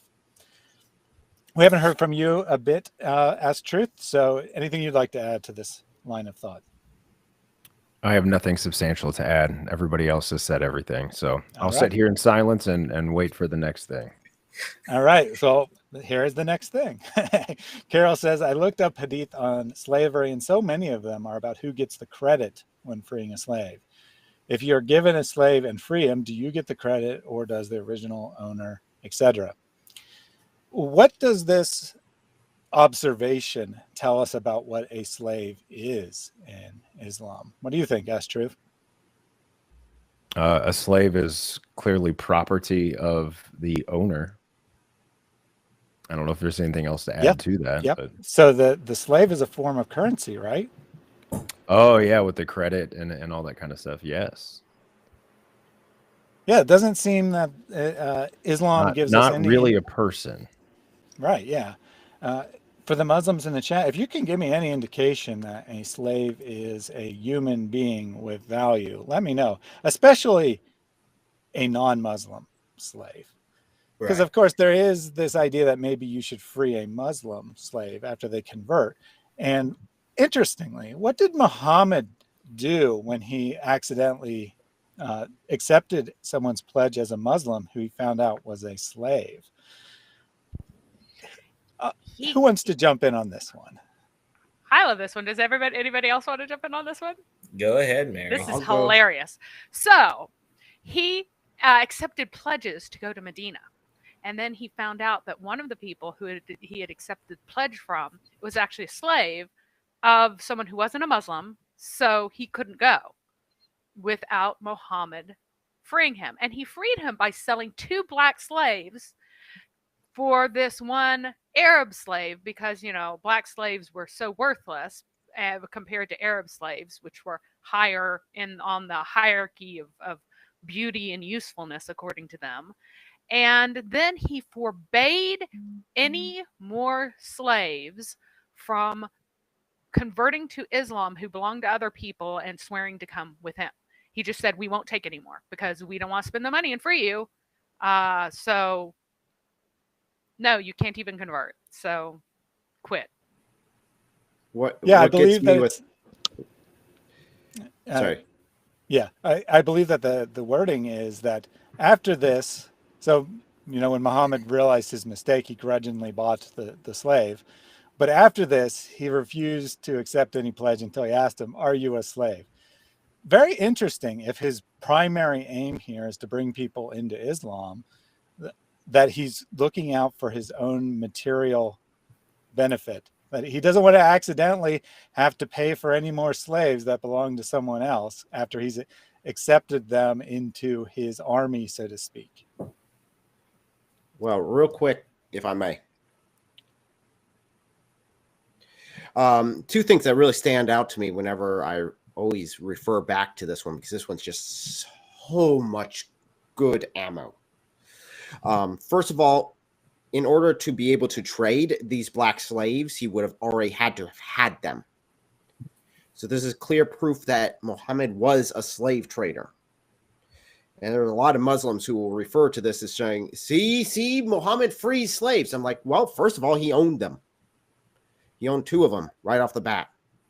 So, and one of my favorite parts of this debate that we're talking about is where the Muslim calls Muhammad a criminal.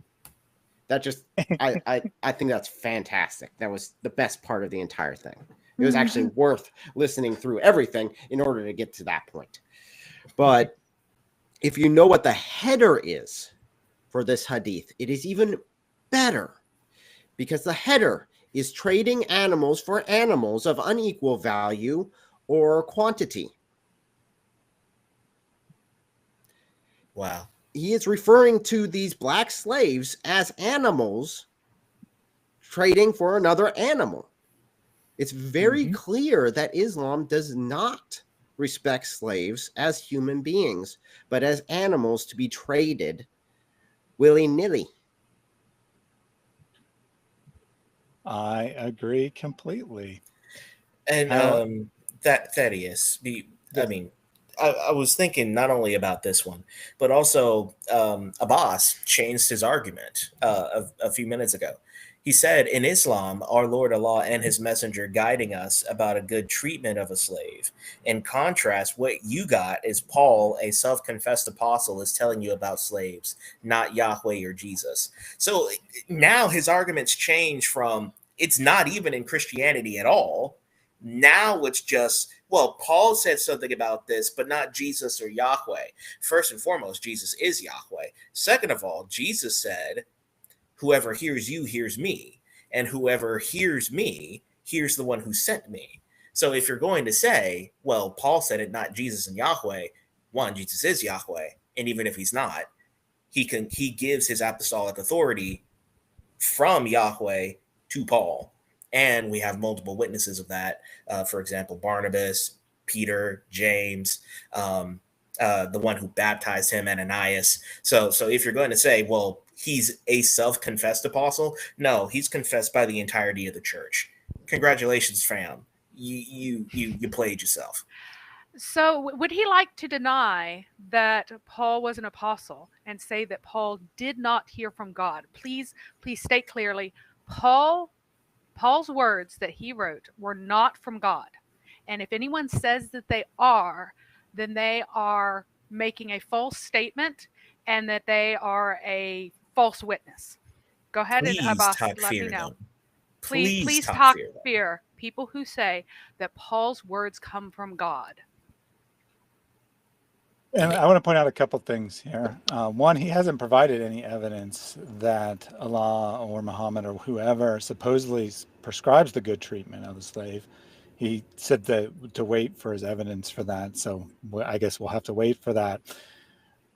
But notice the implication here, that his only argument is that we got our good teaching from Allah, you got your good teaching from Paul. That's the only way the sentence makes sense, that our teaching that's good doesn't count because it came from Paul, which supposedly isn't an apostle. It's not, he's no longer even denying that the content of the message is good quality, that it's teaching a good treatment of a slave. He's now only trying to deny the source of it. Very interesting evolution of the argument, I would say. But we do have, we'll get back to the debate here after this one, I think, but did want to bring this up. Oh, sorry, that's not the right one. Oops. That from Watt again, slavery is a social and commercial contract. You don't get to repeal it randomly. That's... Muhammad repealed everything randomly, anything he wanted, like constantly. You literally have the doctrine of abrogation. Yeah, he had absolute rule. He changed all the rules about inheritance. He changed all the rules about everything that he wanted to. He changed rules about marriage. He changed everything. So don't tell me that you don't get to change it. But the irony of that is astounding. It's really interesting how Abbas does not want to takfir anybody who says that Paul's words did not come from God, because Muhammad quoted Paul and said that these were the words of Allah.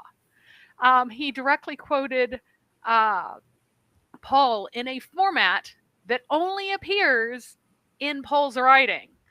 I have prepared for my servants which no eye has ever seen and no ear has ever heard and no human heart has ever perceived, but is testified by the book of Allah. So that, and then after that, he gave another verse of the Quran to add to something that had previously come from Allah, which are Paul's words. They are Paul's words in the Holy Spirit. So yeah, Bilal was freed. Can you tell me about the slave whose name was Ship? That's the only name that we have for him. What happened to the slave who was Ship? Yeah, I would like to know how this is an answer to the question. The question was, where does Islam prescribe the proper treatment of slaves, or good treatment, however you want to phrase that? Where does it prescribe that slaves are human beings with intrinsic value? That was the question. The question wasn't whether Muhammad ever freed a slave. Maybe he needed some forgiveness for his sins, those sins that he confessed 60 or 100 times a day, despite supposedly not having any. Maybe he felt he needed some extra forgiveness. You've already told us that this is a strong incentive for freeing slaves, is the forgiveness of sins. So we're not saying he didn't free anyone. That was never an argument. Non-Muslim slaves. Yeah. Well, right. Specifically, it's Abu Bakr who freed him, not Muhammad. Yeah, because Abu Bakr bought him because he was a slave of someone else. Abu Bakr bought him. Muhammad had been using him because he had a pretty voice. And Muhammad didn't want to spend the money on him, I guess because he had spent the money trading the two black slaves for the other slave, but he really wanted to have Bilal. So Abu Bakr bought him instead. And Bilal was complaining that he's being made a slave still. And Abu Bakr finally just basically said, fine, you can serve Muhammad. So he was technically freed at that point, and Abu Bakr got one of his get out of hell free cards. But I would like to know about the black slave named Ship. Who knows about Mr. Ship? Anybody? No, Paul was not was quoting Jewish tradition. Well, tradition no. was written, so yeah, so just real quick, I brought this up because he's now saying that maybe Paul's words were authoritative. Yeah. Because he was quoting the original Torah, so to speak, and so they were authoritative after all. I don't know why you keep writing LOL. Yeah. Pick a side, please. He doesn't understand what the Talmud is or how it was compiled. He thinks that because the Quran quotes from only the Mishnah, and he doesn't realize that it quotes from a whole bunch of named people. So he's like, well, the Mishnah must have been revealed. Well, here's the problem. The Torah is specifically specified in the Quran as what was written by God in the tablets, because the Quran wrongly thinks that all of the Torah was written down by God.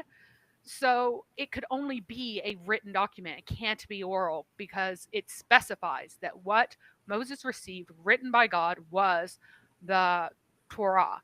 So the slave called Ship, we don't know what his real name was, because what was happening is that they were going on a raid and they were going on foot, and all the Muslims were getting tired of carrying their own stuff because, weapons and things, they're heavy. So they threw them all on this black slave, and Muhammad laughed because he looked so funny, piled with everybody's weight, that he's like, ha ha, you look like a ship because you are carrying all of our things like a ship of the desert.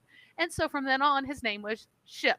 So he was laughing about the abuse of a slave because the Muslims were too lazy to carry their own stuff and threw it on this black slave.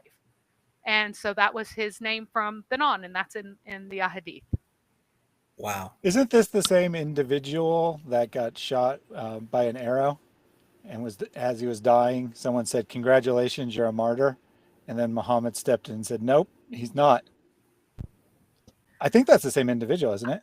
I think that individual was may have been an Arab, the one who got shot, because Muhammad stole a cloak.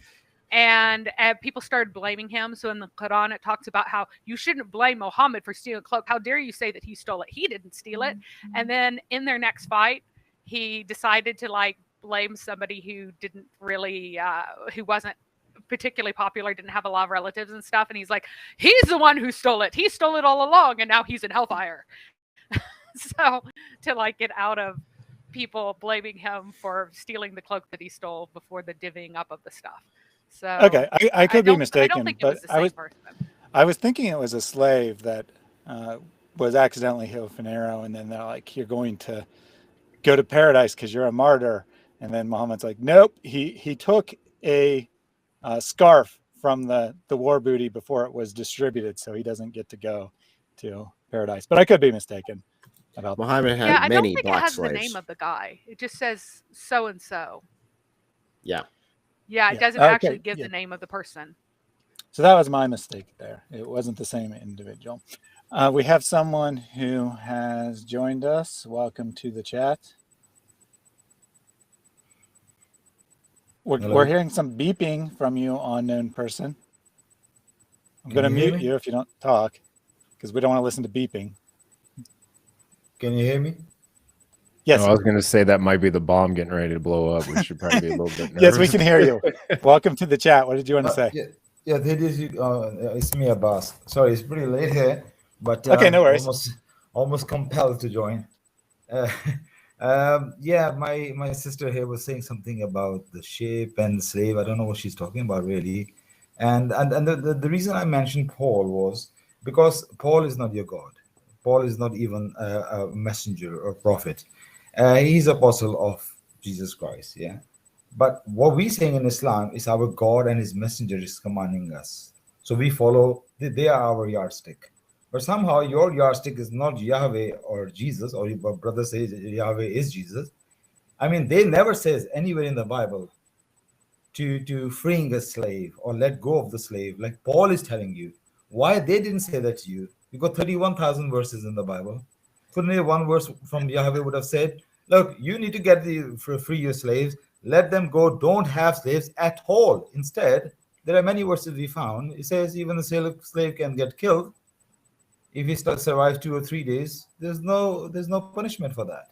I mean, Abbas, you can't beat your slave with a rod. With all due respect, Abbas, which is very little now, you haven't actually been listening to this entire live stream, have you? No, I haven't. Well, then you should have, because weeks ago. Thank you for demonstrating that you haven't been paying attention and you don't know what we're talking about. Number two, last time I checked, is Paul in the Bible? Well, yes, you have Paul in the Bible, yes. So how can you say that we're relying on Paul and not the Bible when there's no verse in the Bible that says what we have just said that it said, when we're quoting Paul and Paul is in the Bible? Well, what I'm saying, yeah, fine, you find Paul, but I'm saying that you can't find Jesus. No, sir. Because I don't credit Paul at all. You provided a I think he's a false apostle, term, sir. I don't consider him is a credibility as something Sir, great. So outside. you've now with all due talked feared respect, I Muhammad. don't care. I don't consider your prophet a reliable source. So Yes, whether fair we enough. consider something a reliable source is completely irrelevant. The point was, you said there's nowhere in the Bible. So the point is not whether or not you affirm whether or not the Bible or Paul is a valid source. Your claim was about the content of the Bible. And we pointed out that in the content of the Bible, that slavery is frowned upon, and that we have a divine prerogative or a divine example of freeing slaves for goodness sake. And that is a show of the gospel. The book of Philemon is written as an example for the followers of the apostles, for the followers of Jesus. So to say, well, it's just Paul and not Paul or Jesus, these books are inspired by God himself. So these things are given by his approval to show what Christians are supposed to do, especially in the New Testament. Right. So what So did you to quote? say that we Can you so quote to say that we don't have anything like this is completely vacuous. One second. Let's get to the exact what I said. Yeah, let's what I said.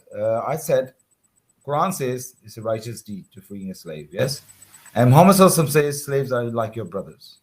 Is that Where? what Paul is telling you? Oh, in the Hadith. Don't you know the Hadith? Muhammad Sallallahu say that. Well, you made the assertion, but you never proved it. I actually cited the passages from Scripture that say not only treat them as a brother, but more than that. No. Don't you know that Muhammad Sallallahu says that? You never read the Hadith. The slaves are your brothers in your custody. You never read the Hadith. You don't know the Hadith. I know what the Hadith say, but when I assert something, I give evidence to it. You, sir, still have not done so. No. I thought if you could find the citation so that we can look at it and examine it, will you do so? Well, I can find it, but because if you know you read the Hadith, then why are you asking me to show you? Because a person who makes the argument has the burden of proof to provide the evidence so that it can be accepted by literally everyone else. Yeah, because we're not having a debate here. I just joined your stream and you were just going on. Debate, discussion, either one, sir. The point of having this conversation is that we're dealing with truth. We can't just make assertions willy-nilly. As we've seen from Mary, Brother in Christ, Ask Truth, Thaddeus, we have worked very hard to make sure that our statements are backed up by Okay, facts. I found it. Sahih Bukhari Hadith number 30. Or you can say Book 2, Hadith 23. I can read it for you.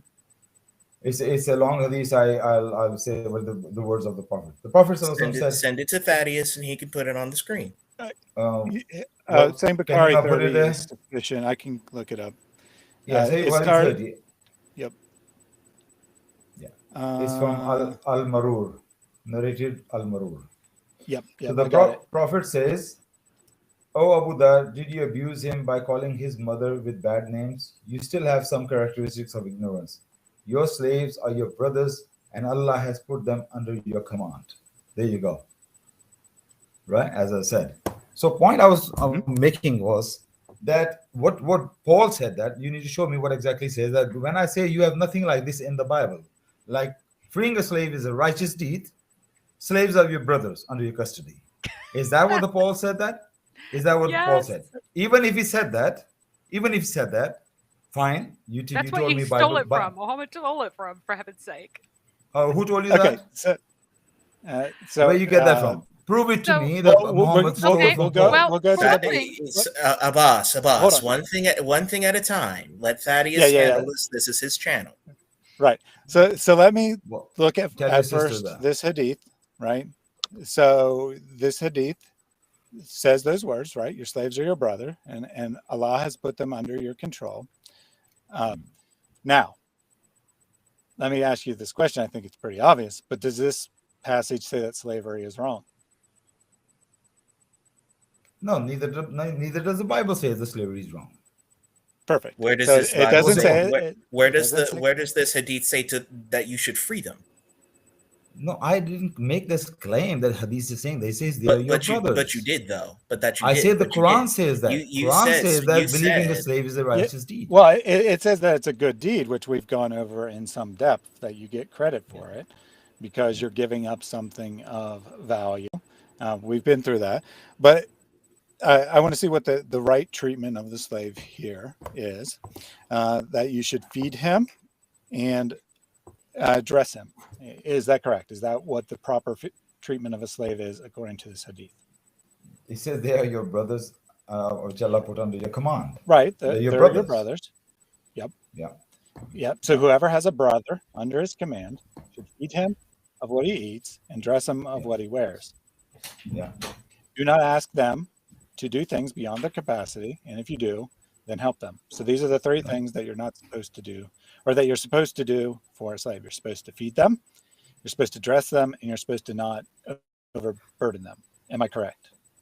These are not the only things. I mean, these are just basic things. I mean, you've got to do with them. You don't have to treat them bad. I mean, this is talking about the good treatment. Well, yeah, you don't have to treat them like bad. No your one would own have said brother. that. If your brother is under your custody, how are you going to treat with him? How are you going to treat him? Your brother under your custody. So I have a question about this occurrence. So let's look at the beginning. At this location, I met Abu Dar, who is wearing a cloak, and his slave too is wearing a similar one. So he's at a place. This is after Muhammad's died, right? Quite a ways after. And this guy is saying that I ran into this guy who used to be a Sahaba, and he's doing something that's so weird and unusual that I have to ask him about it. He's like, why are you doing this? And he said, oh, I once abused a person by calling his mother bad names, and then Muhammad said this. Well, apparently Muhammad said this only to this guy because nobody else knows about this except for this one person. This was not the norm among the Sahaba. It was a weird thing. Like, why the heck is he dressed kind of similarly to you? Now, there are many, many hadith that are about about wives being required to be dressed as you're dressed, and you have to feed them what you feed them. You can also beat them, by the way. And there are many, many of those. But this one is just out by itself about a guy questioning someone for doing something very, very odd in his eyes. Because otherwise, if it were normal to dress your slaves like you, he wouldn't have asked about it.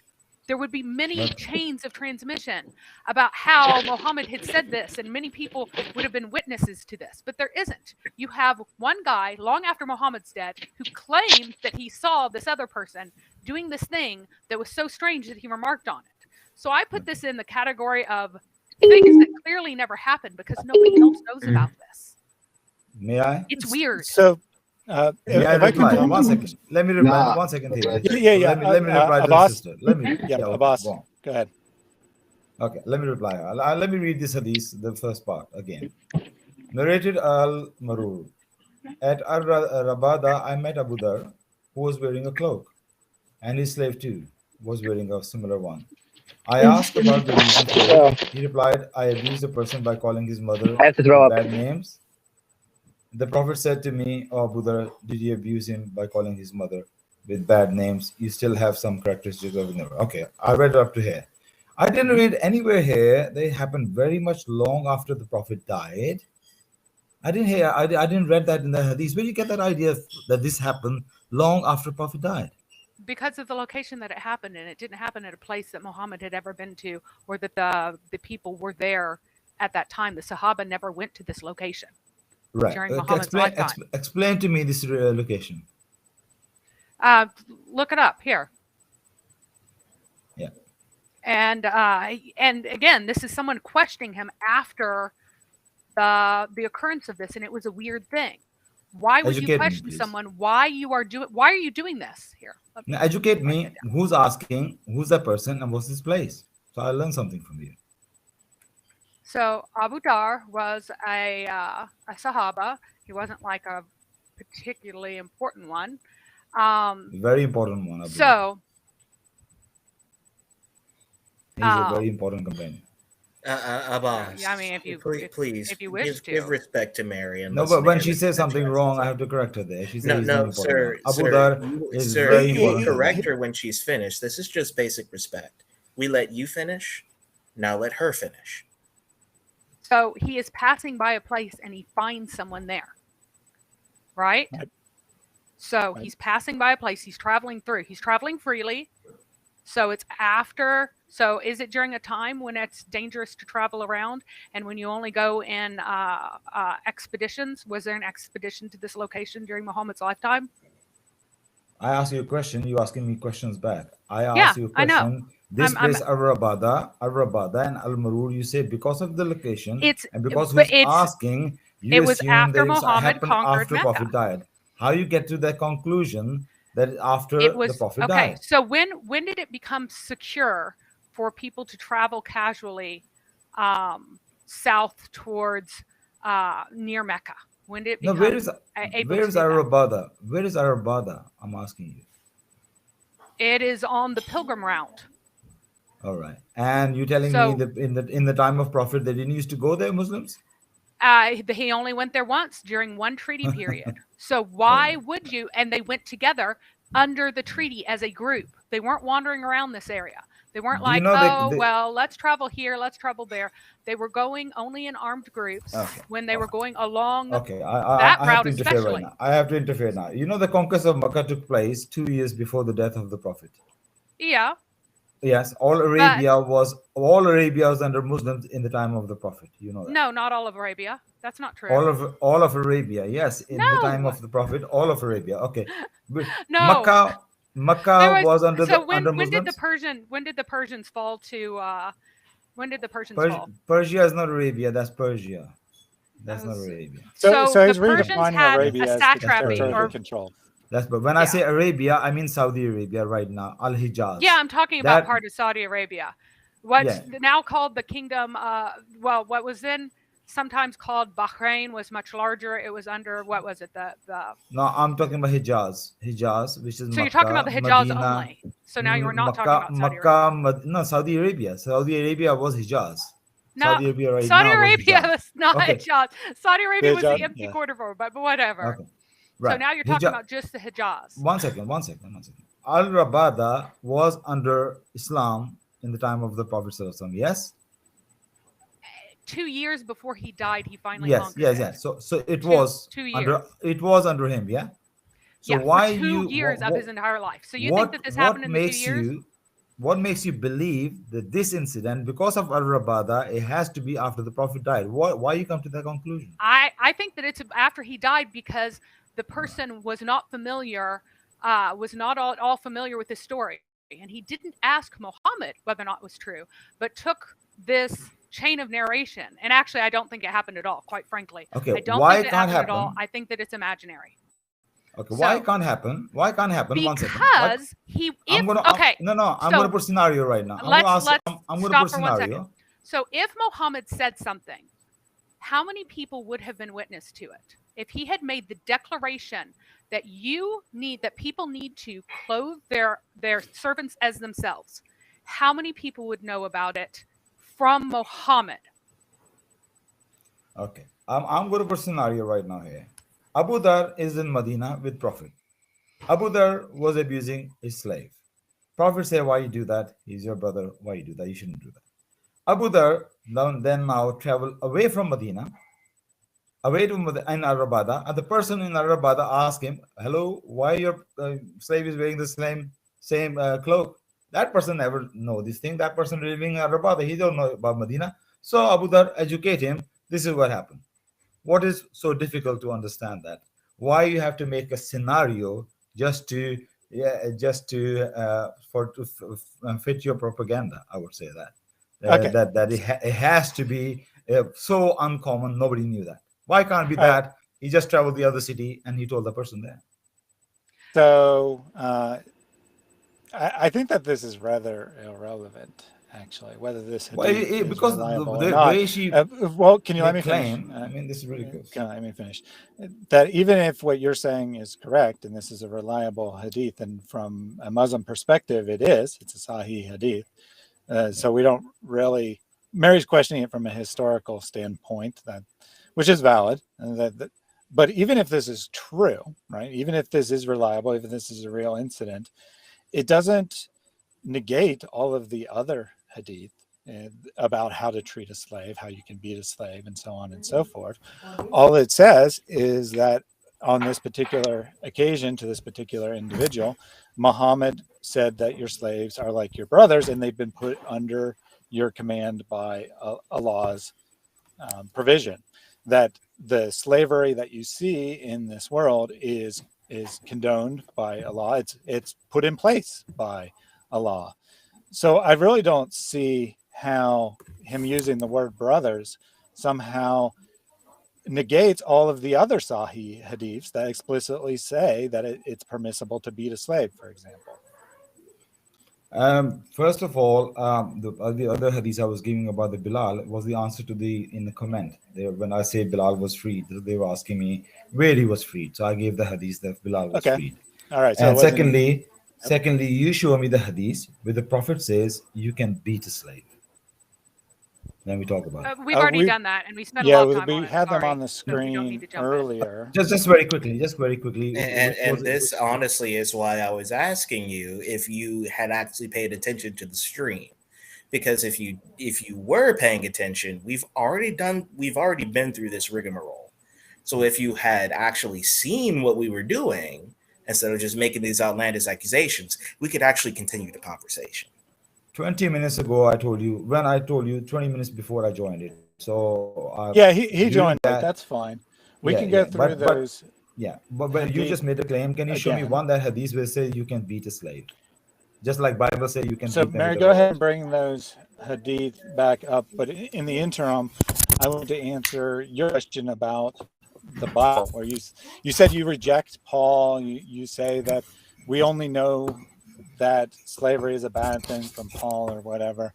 Well, here, Exodus 21, the same passage that you tried to allude to about a slave surviving a day or two. And if you're really curious about the exegesis of that verse, then I say go back and watch the start. It's the first thing we discussed in this. But I just want to ask you about verse 16, or maybe not even ask you, just point it out. Whoever steals a man and sells him, and anyone found in possession of him shall be put to death. To me, this is a pretty clear condemnation of what we today would call slavery. Are things called slaves in the Bible? Yes, but there are always people who voluntarily entered that position, or at least semi-voluntarily. Like, you can argue that their economic situation forced them into slavery, but there are never people who are captured against their own will. That here in Exodus is explicitly forbidden, and not just forbidden, but it carries the death penalty. Someone who captures another human being and sells them as a slave is to be put to death. And not just the guy who captures them, but anyone found in possession of that same human being. Someone is found in possession with a kidnapped individual who has not yet been sold into slavery. They're just found in possession of a kidnapped individual. They can't say, I wasn't going to sell him into slavery. I was just the middleman here. I'm not guilty. I was just housing him while I was waiting for the slave trader to come pick him up. They too are to be put to death. I don't see any possibility of chattel slavery under Exodus here. This has nothing to do with Paul. So this is my answer to your challenge about where does the Bible outside of the writings of Paul say this? Well, also, just to be clear, that there is no form of slavery that's similar to Islamic slavery in Correct. the Old Testament. It did not exist. You could not, for example, under the Mosaic law, you could not have a slave girl that you had intercourse with. If you had intercourse with her, she became a concubine, which means that she got the full rights of a wife, with the exception that in divorce, she didn't get a money settlement. That is the only distinction between a concubine and a wife under the Mosaic law. If you divorce her, you don't have to pay her a bunch of money, but you do have to set her free. If you even promise to marry her, to make her a concubine, if you don't do it and you just try to keep her as a slave, you're in breach of contract. And you have to let her go back to her family. You can't even keep under the Mosaic law, you cannot keep a female slave just as a slave. You have to take charge of usually a young teenager with the intention of arranging a specific marriage for that person. And then that person would have all the rights according to someone who does not bring in a dowry and isn't owed something whenever if there's a divorce. So I did realize that I forgot to actually share it, but it's up on the screen now. You can review this later at your convenience. Thaddeus, I know you guys made these points. I mean, these points can be debated. I mean, I'm not prepared with all these things and not in my hand right now. But if you want to talk about it next time, I can talk about excellent. I would be happy to talk. I ask you about in the Hadith says you can beat a slave. Yep, and I have that up on the screen for you now. No. Mary, you want to read this? All right. Yep. So none of you should whip his wife like the whipping of a slave. There's also another one that translates it's flogging. Another one translates it beating. But all of them say that that wives should be beaten in a way that is different from how you beat slaves. So beating your slaves is absolutely assumed from how you were supposed to beat your wife in a slightly different way, or just not beat her before you sleep with her, depending on which version of the hadith. Because he just might have said you shouldn't beat her like a slave and then sleep with her like you might a slave, because you're allowed to beat your slave and then sleep with your slave. So basically, you guys are just inferring that this hadith says that you can beat a slave, because you say hadith says you can beat a slave. These are not the words of not the words of hadith that say you can beat a slave. Hadith didn't say that, did it? It's comparing how you beat your slave to how you beat your wife. Yeah. Okay, all right. If you don't beat your slave, then it makes no sense. So Prophet knew, maybe there are some people who were abusing their slaves. The Prophet knew how they treat their slaves. And he's telling them, you are beating your wives like you beat your slaves. It's just like sarcasm way he's telling them, what are you doing? He's not saying that you can beat your slave like you claim. Where does the text say that Muhammad is being sarcastic here? I mean, if you're going to try to go with the exact word fallacy here, then where does the text say that Muhammad is using sarcasm? He doesn't mean that people should be beating slaves or where beating does it their say women that you can't beat a slave? Where does it say you can't beat a slave? He just stating the reality. What people are doing. Sir, you're how using people the are living their lives. How they're doing. Sir, you're trying to use the exact word fallacy against me, pointing out your inconsistent standard of using the exact word fallacy. Did you not infer? You're arguing. Did you not infer? Did you not infer that he says you can beat your slave? Did you bring not up infer? the other one that I have? Go ahead and reshare what I have. I want to say that says you can beat a slave. Hang on. A man will not be asked as to why he beat his wife. You can beat your wife. It says in the Quran that you can beat your wife explicitly. If you fear that she's rebellious, you scold her, you beat her, and you leave her in your bed. You abandon her in your bed. And Umar said that Muhammad said, a man will not be asked to why he beat his wife. So you are not even going to be questioned by Allah about why you beat your wife. Beating your wife is absolutely allowed. Muhammad said, can you, one second, beating your I'm going to stop you here. Not like no, Thaddeus, go back to the hadith. Don't change it, please. I didn't change. I changed it. Can you read the next line? Go down a little bit and read the next line. What it says? Grade what? This one says daif. There are other ones that are very good much. that have a longer story. We just move on to the Sahih. No, that's not how it works. No. That's not how it works. This is exactly how it works. We don't take daif how it works in your mind. That's not how it works our yardstick. So daif hadith are hadith that it's unsure whether it is Muhammad's words or not. But as long as they don't contradict Muhammad's words, they can be used for purposes. And Muhammad's words are Sahih. Other hadith that are exactly. Sahih. So as long as the daif to the Sahih. Go back to the Sahih and show me Sahih says that, then we accept Daif as well, because they say the same thing as Sahih. Here's one that's Hassan, which is the same one. So now you have to accept it because it's Hassan. Sorry? Nope. This one's Hassan. Nope. It says the same thing. Nope. So now you must accept it. Well, Minimum Hassan We're Sahih. means not going to sound. play. You're playing No, games. there's a So reason Hassan this Hadith Hassan are and not accepted. Sahih. and There's a Hassan reason is it says Hassan absolutely and not Sahih. Hassan There's is a allowed reason. for all. Yeah, because for of the all- narrators. It has nothing to do with the Says content. who? Yeah. Says who? Oh my goodness. What do you mean? No, It no, says I who? was That's not what saying Hadith basic science Islamic is. You're Hadith just playing sciences, games. sir. I think that we're just going. Thank you very on much. because he's going to attack his own sources, his Hassan sources. First he says, "Oh, it's bad because it's naive," and then he says, "Oh, If I well, it's tell Hassan. you- I only take Sahih because If I tell he is you, apparently Jesus above says everyone the else." women cannot go to paradise, will you So- accept that? Oh my God. Jesus says women No cannot go way. to paradise. Gospel of Thomas saying 114 says Oh, Gospel of women Oh my cannot, gosh. Al, women cannot throw go him to out. No, paradise. he's making a Women- point. He's Hey, being- Mary, do Women you cannot mind go going to back to that paradise first until they one? become men. Which one? You say Wait, that. can Do we you can I, accept that? can I point this out, please? Yeah.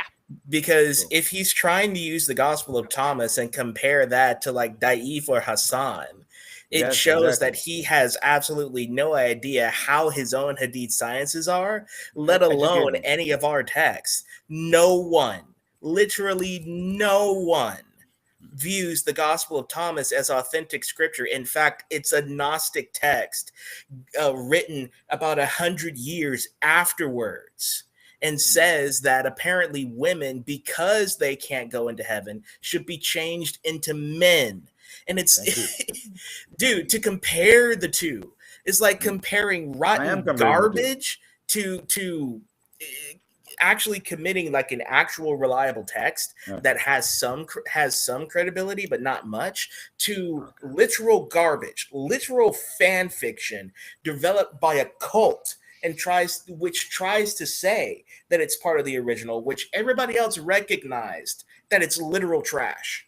You have just destroyed Seems your like credibility seems here. like you know the science of hadith. Educate me on science of hadith on Hassan, please. Yeah, well, there is a grade that. No. would There's a be brother our- say he knows. Seems like he knows science of hadith. Well, I want to I'll know let him. which I'll let him science answer of the hadith- question. Dude, we literally Which just muhaddith went over says it. Hassan that means Hassan can be sound. It's accepted. less than hadith. It's less than sahih, but it is still sound and it's still reliable. This is just Do you the know- basic knowledge of hadith sciences if anybody has even dabbled into it, because we have to know at least some basic knowledge in order to deal with you people, because you love throwing your sources under the bus. Do you know? Even the Sahih hadiths contradict with each other? Do you know that? Yeah, because Yeah. you Right. So what does that because tell you? No, What does no, that tell that you? shows Your that your sources aren't prophet, reliable. that Thank shows you, your thank prophet you. is as contradictory as the cows come home. No. And everything was It's not the prophet. abrogated It's and not the he prophet. So changed even It your means- reliable stuff is means- contradictory, no, unlike our Bible. No. So thank you One for second. shooting your own One second. doctrine in the foot. 1 second. Your You Bible is thought not reliable you did at all. something. Your You Bible really is full of did. contradiction, and that's another topic that's full of contradiction. Inshallah, I'll show you sometime.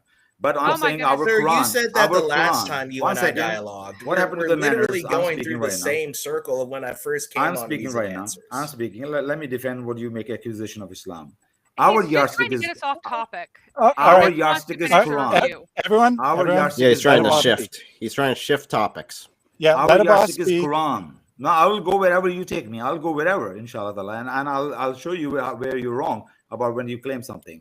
Our yardstick is Quran, not Hadith. Our yardstick is Quran and Sunnah Mutawatira. Hadith comes after. Hadith is a secondary. Unless you know the Hadith and the Tafsir. Hadith is well, there you're wrong again. I tell you why. If Bukhari and Muslim was never ever written, we still were doing 5 salahs. We still know how to do salah. We were still doing Hajj. We still doing Ramadan every month. Even Bukhari and Muslim never written. Why I said that? Because they were written 200 years, 250 years after. Are you telling me for 250 years people didn't know what to do? They didn't know how to practice Islam? That's what we call Sunnah Mutawatira.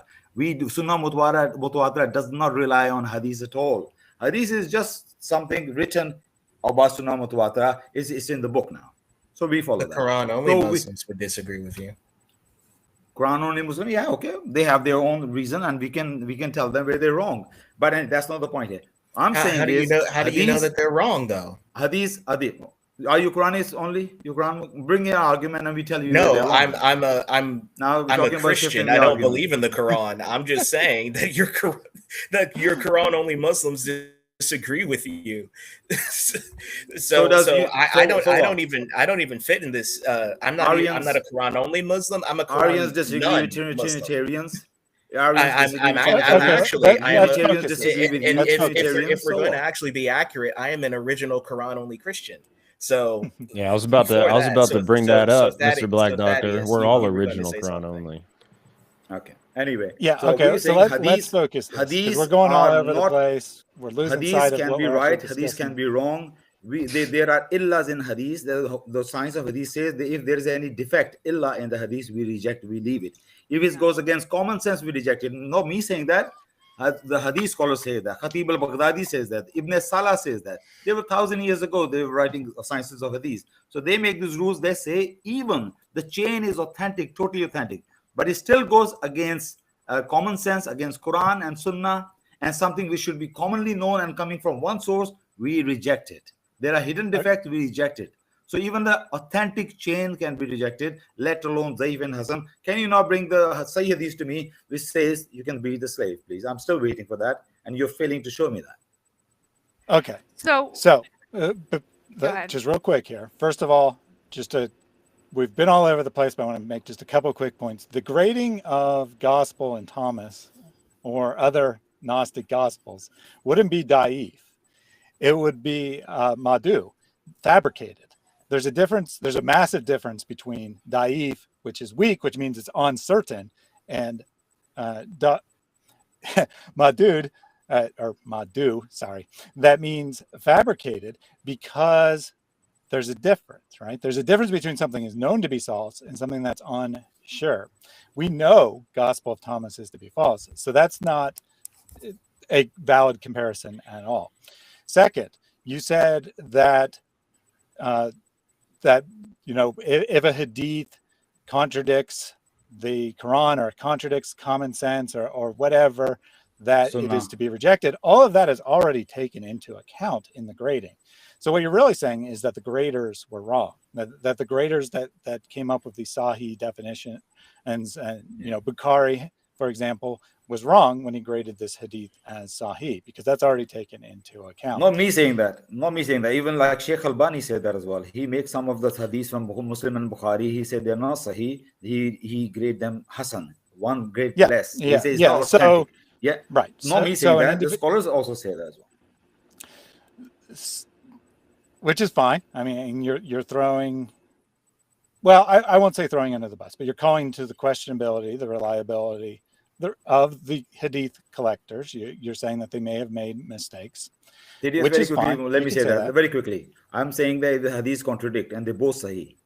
It's obvious they both can't be right. They both can be wrong, but they both can't be right. Well, they can both. It's just common sense prevails. If they're contradictory, one is at least is wrong. So Sahih or not, Muhammad said both of them, and Muhammad is just contradictory. No, what we're saying, Muhammad never said that. We're saying that those human beings. That's what you're saying. Well, that's because of your own preconceived notion, not because of the veracity of the text itself. That's an option. You don't want to take that option, but it's still an option. Sure. And finally, doctrinally speaking, a Sahih hadith can abrogate the Quran. The Quran is not the ultimate authority. If Muhammad is on the same level, if a hadith is more reliable, or sorry, not more reliable, but it comes later, a hadith can abrogate a Quran. You can find Orthodox Muslims up and down saying this. They don't like to talk about it in public, and they don't like to. Can you quote me a scholar that says that? A big scholar, yeah, a few scholars I can. That say the same thing. Yep, hadiths can abrogate the Quran. Yep, that can be done. No problem. I don't have it, like to pull up in 2 seconds. No, that's fair enough. I wasn't prepared to talk about that today. But I'm still waiting for the hadith where they say you can beat a slave. I know the hadith will say the slaves can. Do you agree? Slaves can be your leaders. Slaves can be your kings. I know that hadith, but I don't know the hadith that it says that you can beat your slave. So, do you agree that it says here that you can beat your wife in the Quran? Are you conceding that you can't beat your slave? You concede. She has a point. Absolutely not. Okay, show me that. It doesn't say here that you can beat your wife. Changing the topic. No. No, it's not changing the topic. She has a point. They're talking about how you can beat your wife. No, you conceded, and I'll answer you this. You concede that, and I'll answer you this. Will you admit? Oh my gosh, you are so. It's amazing how he thinks he can. Wait, hold up, Mary. This is the thing that I find just completely preposterous. He thinks he can saunter into our live, completely not know what exactly we're talking about, and then has the audacity to try to formulate the debate or formulate the argument. So he tries to make you concede something that you haven't even said before he even answers the question. Right. No, sir. friend, You have to my answer friend. her question. Would or you else just don't mute even be him and here. we'll just My deal friend, with when his you make a silly claim he's and running then you around like change a your monkey, claim, and I'm I'll done stop with She's it. you not then. changing the claim. She didn't, You said that she didn't change the claim. My sister, Now- you hopping like so a right kangaroo. here- So I No, mean, no. So, please, boss, Quit let me throwing don't do poo that. and explain. let's have a conversation. Let me explain. She's not Answer trying. my question. This isn't actually about wife Hades. beating. It's about the logical implications of wife beating in regards to the hadith that will then show that it's also allowed to beat a slave. Thaddeus, It's directly you made related. A She's claim not that changing the Hadith topic. says Say you it, can beat yes a or slave. no. Yes, Answer you now. didn't show me Sahih Can you Hadith. beat your wife? Yes or no? Answer. 1. I'm putting on my mom Conceded, voice. conceded, and I'll Conceded. Okay. You concede now, young man, that Concede you can what? beat your I'm- wife. I'm going to count to I'm 3, older than you, by and the then way. you need to go. No, you're not. 1, You're definitely not acting it. I'm Exactly. older than you. 3. All right, I'm done with him. he- Will you throw him off? Well, He- he's not going to. Thaddeus. So, Mary, he's not going to vocalize that the Quran says to strike your wife. Go ahead and make your point, even though he Thaddeus, wouldn't. please All right, don't. I will make don't- it very quickly. Thaddeus, Would don't you speak mute on him? my behalf. Trust me, I deal with this argument so Would many times, we and I mute deal him right now? now. You can see child? that you don't have any Sahih Hadith that says you can beat No. a slave, Would and you wallahi, mute him? I will No. answer you about this, I've Absolutely not. and explained I to you will. this I will, twice, but it's inshallah, directly educate related. you on this It's verse, chapter directly 4, verse 34. related. Would- So are you going to dispute that the Quran says that you can beat your wife? If you're going to dispute it, just say you're going to dispute it. Then we won't have an argument about the slaves. Okay, you just tell me that you don't have a Sahih Hadith that says you can beat a slave. Then I'll answer Oh you my this. goodness. Hey guys, We you have mind if I jump Sahih in here real hadiths quick? that say you can beat your slaves in the Brothers, same Go way ahead, you go can ahead, beat your Ashley. wife. We're going Show in me. circles right now. This No, is where what did he that does. say Yeah, Hadith? I'm I just want to see gonna- that Sahih He's Hadith. trying to waste our time. That's A why brother I in want Yeah, Christ has he- something to say, and Ash he Truth is. did as well. All right. So Abbas if you don't mind want- me jumping in here. Yep. Go ahead. Go ahead. So Mary, you're the one sharing your screen, yeah? Okay. So the Yes. very first hadith you had pulled up that said you shouldn't beat your wife as badly as you beat your slave. Can you pull that up? So that's Here's Sahih, one of correct? them. That's Sahih Bukhari. Yes, Or whichever Sahih one, Bukhari. the Mhm. first one. There are okay. a whole bunch of them in Sahih Bukhari. Right. But the first one, the very first one that we pulled up that said you should not beat your wife the same way you beat your slave or whip her or whatever it was. If we're all agreeing that this is a Sahih hadith, right? And I know exactly the line of thinking that you're taking her through here, Mary, or him through. Sorry. So when you read that, it says you should not beat the slave the same way that, or you should not beat your wife the same way you beat your slave. It's a given that you can beat your wife. This is Quran. Okay. So therefore, that does mean that you are also beating your slave. There are no rules in the Quran for how hard you should beat your wife. Now, there are tafsir on it, but what we're reading here, thank you, Mary, what we're reading here is that you can beat your slave harder than you beat your wife. End of story. So this clearly indicates, if you accept the Nice fact line that of wives story. are allowed to be beaten, well, if you accept the fact that the Quran states that wives are allowed to be struck or beaten, then you also have to accept that slaves are also whipped in the same way or worse. Okay. It's very important to know the full story or complete full truth rather than half truth, because half truth is more dangerous than a lie. Why I say that? First of all, there's no Sahih Hadith that you show that you can beat a slave, and I don't see it. I haven't seen it yet, and you haven't. You failed to show me. Now I'm going to answer you about chapter 4, verse 34. And with this, my brother, as we say, is Sahih Hadith says that you don't beat your wives as your slaves. So we say Quran is saying beating your slave wives. So it makes sense with the Quran. You're wrong. Why? Because what Quran is first of all talking about the wives who has a loose character, bad character, loose character wives. Why I say this? Chapter 4, verse 34. If you read it carefully, what it says. Let's go to the verse, and inshallah I'll tell you what it actually means. It says He men really are in wants to charge. waste your time, guys. Mary, Okay. just If- let him go. Let him Let- make his Mary, argument. you don't have to listen to me. You don't have to listen to me. That's fine. Can Men are in Mary, can you charge. bring the Of, Quran back up so we're the verses on the screen? that's Since you're right. sharing still. Thank you. Go ahead, Abbas. Men are in charge of women by what Allah has given one over the other and what they spend from their wealth. So righteous women are devoutly obedient, guarding in absence what Allah would have them guard. But those from whom you fear arrogance, advise them, forsake them in bed, and strike them. But if they obey you, seek no means against them. Indeed, Allah is ever exalted and might. Now, one by one, I'm going to tell you what this verse is, what it means, and what he's saying that. When it says, they guard in absence what Allah have them guarded. Hey, What is Allah buddy, talking about here? buddy, we're What really Allah is just talking about here? focused on the strike them part. If you can just skip past all that and just get us to the Listen, strike if you them, don't have a I think that would patience be for helpful to the knowledge, it's not conversation. my fault. If you don't have a patience, I don't to learn, mind then gaining it's not my fault. knowledge, but we're on a specific Right, topic. okay. Then you can So stay if quiet we could and just I'll focus talk on the to striking Thaddeus. part. Thaddeus, are you patient enough to explain? Listen Hey, to my yeah, explanation. I'll let you go ahead and Thank you run very through much. this, Thank you and very then we're much. gonna Okay. Now, we're gonna call now it after that. it's, All right? it's talking about what Allah have them guarded. So what Allah have them guarded? So you have to go chapter 33, verse 35, which came before Surah Nisa, in which Allah says, Muslim believing men and believing women guard their private parts. So this verse is talking about what Allah have them guarded. So Allah says what Allah have them guarded, and then say if you suspect what? If they are not guarding what Allah have them guarded, talk to them. Meaning, if my wife has I have a suspicion about her character, I will talk to her, and I'll say you up to something. And if she doesn't listen, I separate my bed. Meaning she's up to something. She's not listening to what I'm trying to say to her. I separate my bed. She's still not changing her ways. Then Allah say you can strike them. And strike them how? The Prophet says there is a hadith. I'm going to quote you the hadith. I'm not going to speak without reference.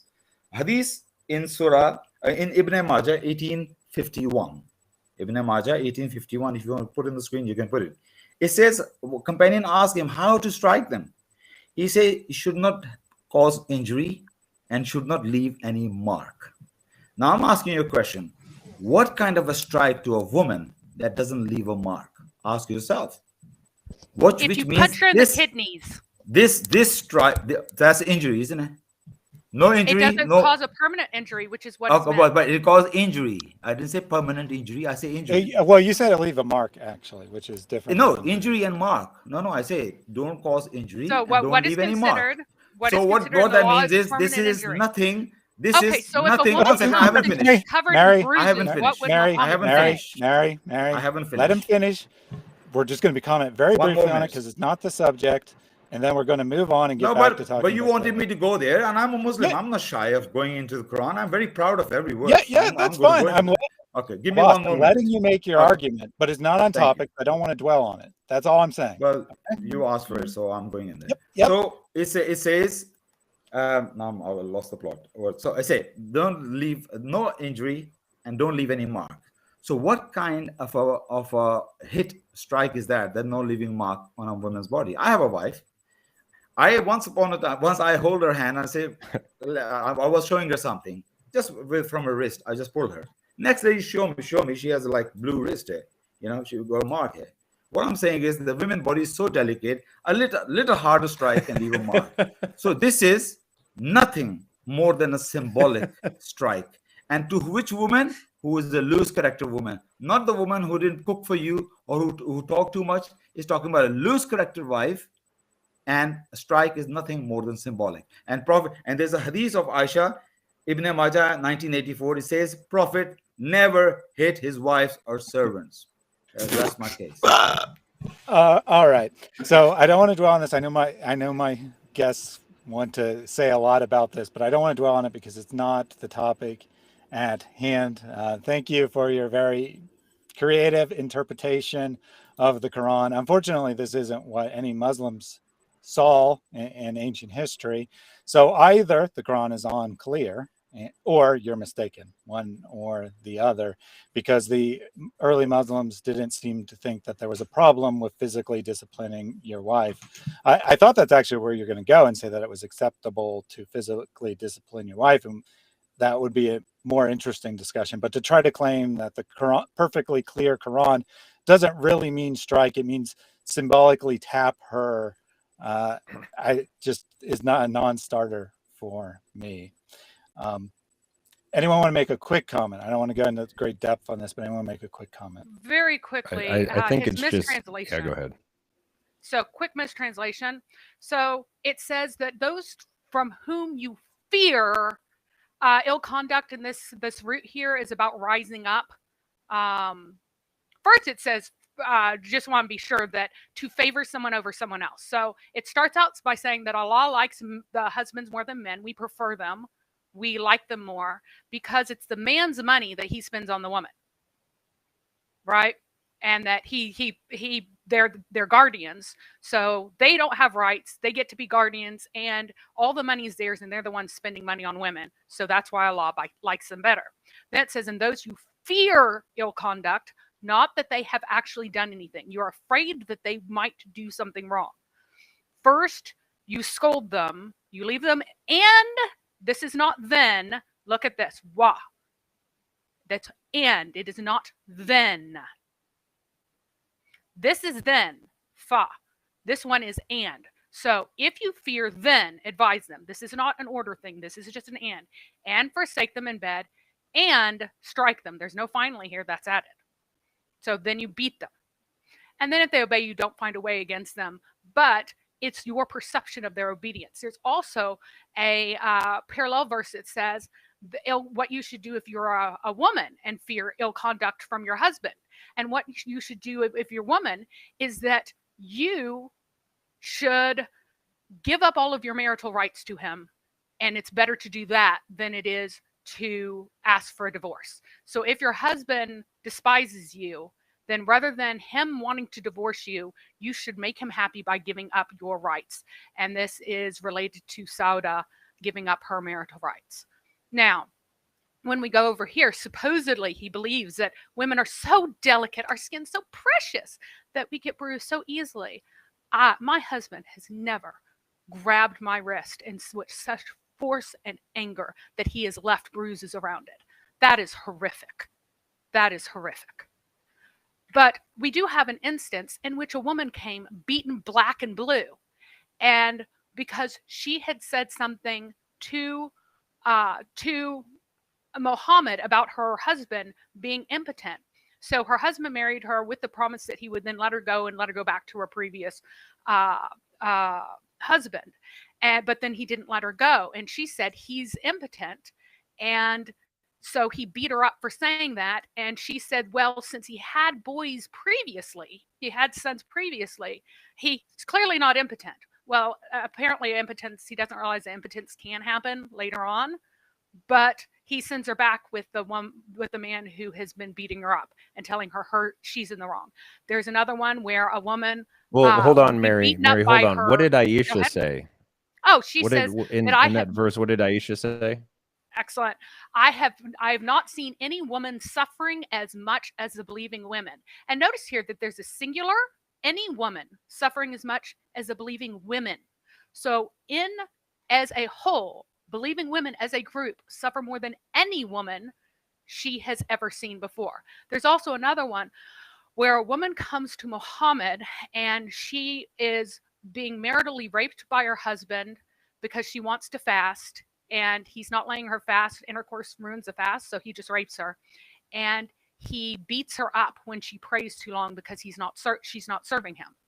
And Muhammad's response to this was, well, you need to only do one recitation when you pray. You shouldn't pray so long because it's making your husband angry. And you have to get permission for fasting. Well, this is incredibly important in Islam because women are not allowed to fast or pray while they're menstruating. So they have fewer opportunities to receive, because you need to balance everything out. You need to get enough credit to win against the score that's against you because you're a stupid woman who menstruates, right? So you can't get as many credits as men to begin with. And so you need every opportunity that you can have to try and balance out all of these disabilities that you were given by Allah. And one way you could do that was by doing more fasting and more praying.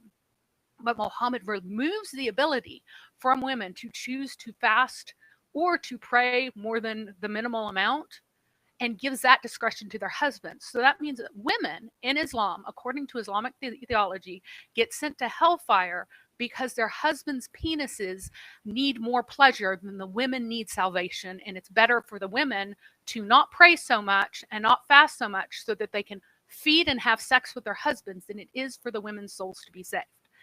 Now, since he has admitted, okay, since he's admitted, we're going back to the main one. You gave him time, girl. I'm taking it. Since he has admitted that, he came up with all these cases in which, if they're actually like running around with their shirts off, then you can beat them. But so gently that you don't even show marks. Actually, it says that you can whip them with a cane. But that's beside that point. But that doesn't mean that you can whip servants. But none of this makes any sense. There are tons of these. Don't beat her like you beat your servant. Don't beat her like you beat your servant. Don't beat her like you beat your servant. Do you know what it doesn't say? It doesn't say, don't beat your servant. You can't point to one that says, hey, servants are not to be beaten. Or wives are not to be beaten. Both of them are supposed to be beaten in different ways, and servants more severely than wives. But I would really like to get back on the main topic. Yeah. So the topic was actually the Bible and slavery, and we spent all this time talking about Islam. So I think that we'll leave it there. No worries. We would love to... next time, if whatever she said, everything I can answer, inshallah. But excellent. Maybe if some other time. But next time we'll talk about it. It's nearly 2 o'clock here. So next time, and I will let you go. And if I'll send you. I did send you the email. Did you get my email? When did on you the chat? send I'll that? Send it again. Email me, and then we if you put it, if you put it in the chat, I if you put it in the public chat, YouTube will block it. But if you put it in the private chat for the stream, I'll grab it from there. No problem. I'll do that. Private chat. Okay. Yeah, I'll do it in private chat. No worries. Okay. Nice talking to you guys. Yep. I will see you, boss. Thanks, buddy. Great. God bless. So we have Sasa who joined. I don't know when exactly. I just noticed. So I've added you to the stream. Sasa. Good evening. Good evening. Welcome. Do you hear me? Do you hear me? Barely. Yes. Yes. Okay. Sorry. Just to mention about the slaves, type on the YouTube slave market in Saudi Arabia 1964 and you will see everything. And it's very famous video basically, so you will see everything. Also type Arab slave trade with all the facts and confirmed historical facts, and you will see how much black slaves was killed and also sold and died. Also, you can find in history about in the early era of Abbasid Caliphate, 1 million slaves make uprising and black slaves because they were treated very badly and was slaughtered by the Abbasid Caliphate. So very nice treatment of slaves. Yeah, very nice. It's yes. Like, dream of dreams to be slave in the Abbasid Caliphate. Oh my God. Yeah, we have Abbas's private interpretation, to use Nadir's words. We have Abbas's private interpretation of what the Quran and the Hadith actually mean. And then we have history, which demonstrates that's not how Muslims understood it, up to and including modern times where they were still practicing slave trade. Mr. Abbas, in the Bible, where is written that your slave girl should go naked, practically naked, in front of you, your guests, and serving you, with the breast shaking and something like that, because it's in Sharia, and it was in Sharia by the more than 1,000 years, and I can prove it. You can find the pictures, even you can find the documents that the Saudi Arabia ruler must testified in front of the UN court because they signed agreement to restrict and cancel slavery, but they continue to do it. And behind the Kaaba, they sold the naked black slaves, men and women. So very, very nice treatment of slaves. And I don't know, for that guy Nadir, he is just a liar or ignorant person. I suppose the first option is probably more true.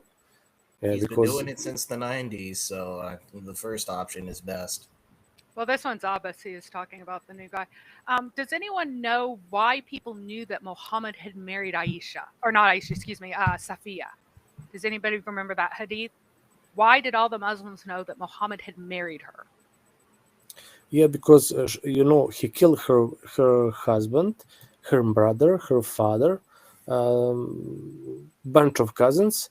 And because of that, he had private conversation in the Sahih Bukhari, and she fell in love with him. It was like very romantic. Like, you bring her flowers, I killed your father, but take one flower. Oh, I killed your brother, take another flower. Oh, I killed your mother, take third flower. And she fell in love with him with one day. The second day, he slept with her and even broke the Sharia law that said that you cannot sleep with the slave girl at least 3 months, 3-month cycles, to see is she pregnant. So I don't know what kind of stuff these people smoking, but it's not good stuff. Yeah, he changed the law so that he could, as long as they've had their first menstruation, then he declared, oh, by the way, she just finished menstruating, so I can sleep with her right away. But they knew that she was married because she was covered in a veil when she came out, because the slaves, as you said, had to be naked, like from the waist up. They had to go naked. They were not allowed to wear clothing. And the Muslim women were required to wear clothing that completely covered even their faces. You couldn't tell who they were.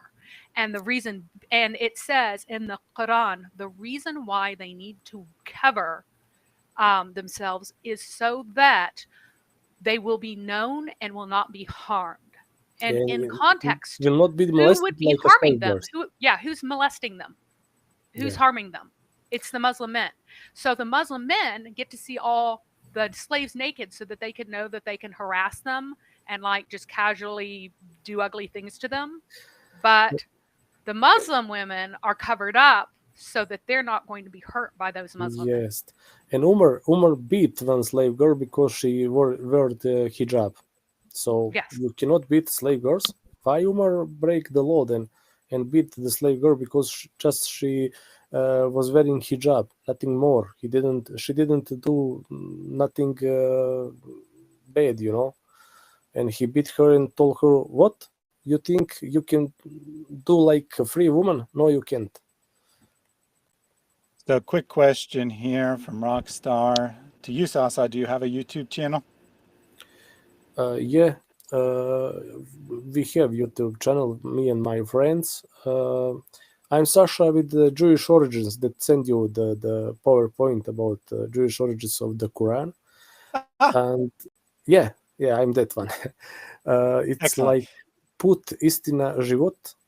It's on Serbian, but we also start some section on the English language. So I think we have 2 videos by now on English. It will be 5 very soon. Excellent. Yeah, if you drop the link to that channel in the private chat, I can get it added to the video description. So people, if you're interested in checking out that channel, I will post the link to that later. Did have a couple super chats that I wanted to read here from Islam Mentera Overdad. Why Muslims are saying lies all the time. They don't want to learn. Faf al-Bari is clear. Muslim scholars don't deny Da'if al-Hadith.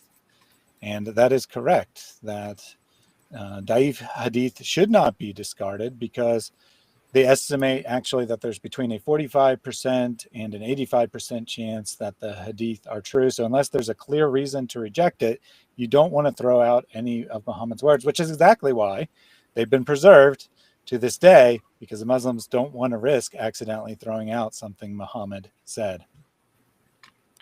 And then from Mark 14:48, he said that in Abu Dawood, Volume 2, Chapter 597, number 1814, there is a hadith where Abu Bakr beat his slave while Muhammad was smiling and saying, "Look at this man in the sacred state. What is he doing?" Because Abu Bakr was beating the slave to teach him responsibility. I wasn't able to quickly find that. I saw the super chat while we were still talking, but I wasn't able to quickly follow that hadith since there are many different numbering systems. It's the giving the numbers doesn't always make it easy to find the particular hadith. You will find one more when Umar in the mosque also using stick to beat slaves and discipline them, slave girls. So Muhammad told him, leave it for a little bit, leave it. But also Umar beat that poor slave girls. Yeah, so thank you very much for that donation, Mark, and the donation from you as well, Ruth. I really appreciate that. I'll definitely track down this hadith for when we potentially talk with Abbas again and bring that back up. But for now, we'll get back to the original subject, which was slavery in the Bible. And we have one more argument that Nadir provided, and this one was his favorite, I think. He kept going back to this particular one, which is Titus chapter 2, verses 9 to 10, which, according to Nadir, teaches that slavery should make Christianity attractive to people. And this is where he put up the pictures of I shouldn't really say pictures, I should be clear. The drawings allegedly depicting slave traders or slave owners beating slaves and whatnot, as opposed to, actual pictures. And Mary, I'm sure, has something to say about why that's important, because she's the one that told me that was important. So he puts up these pictures and he says, which one of these pictures would attract you to Christianity? As if that is what Titus is actually saying. So we haven't heard much from you recently, your brother in Christ. So I'll start with you on your thoughts on Titus. Again, as I stated much earlier, at the time, Christianity was just starting to expand, just starting to grow. The slave masters that he's referring to would be non-believers. This is very clear if you understand any part of the history around the basic expansion of Christianity. And what is being taught here is not, oh, it's good for you to own slaves, which seems to be what he was basically implying. He's saying that it's good for you to own slaves. That's what we want. No, it's saying endure the suffering. Because once you endure the suffering, you become a witness to the world yet to come. You're showing that you're not dwelling upon the here and now, but on the eternal message that Christ gives us. I think it's about all I got for that. I mean, that's just, again, he kept going back to it as if this was proving a point. And it felt like I was being flushed down the toilet every time. Yeah, well, and at least the, I don't want to say that he was making it up. Maybe in a translation it does say make attractive. But here in the ESV it says may adorn the doctrine of God our Savior. Different picture than what Nadir was trying to paint. What translation was he looking at? I don't know, and maybe he was not quoting it word for word and was giving his interpretation. I'm not sure. I would have to go back and review, see if he had it up on a slide. But even in his, go ahead. Sorry, historic in the Byzantine Empire, they cut the slavery because of Christianity. It's like historically proven fact. When Christianity became like Roman official religion, slavery just start to, dying little by little. and like even when was allowed couple centuries before it was finally cancelled, it was very uncommon because Christianity did very big influence on the Roman Empire, and Byzantia cut the slavery. So I don't know what this guy is talking about. Well, on Nadir, top of that, not you, my friend. Nadir.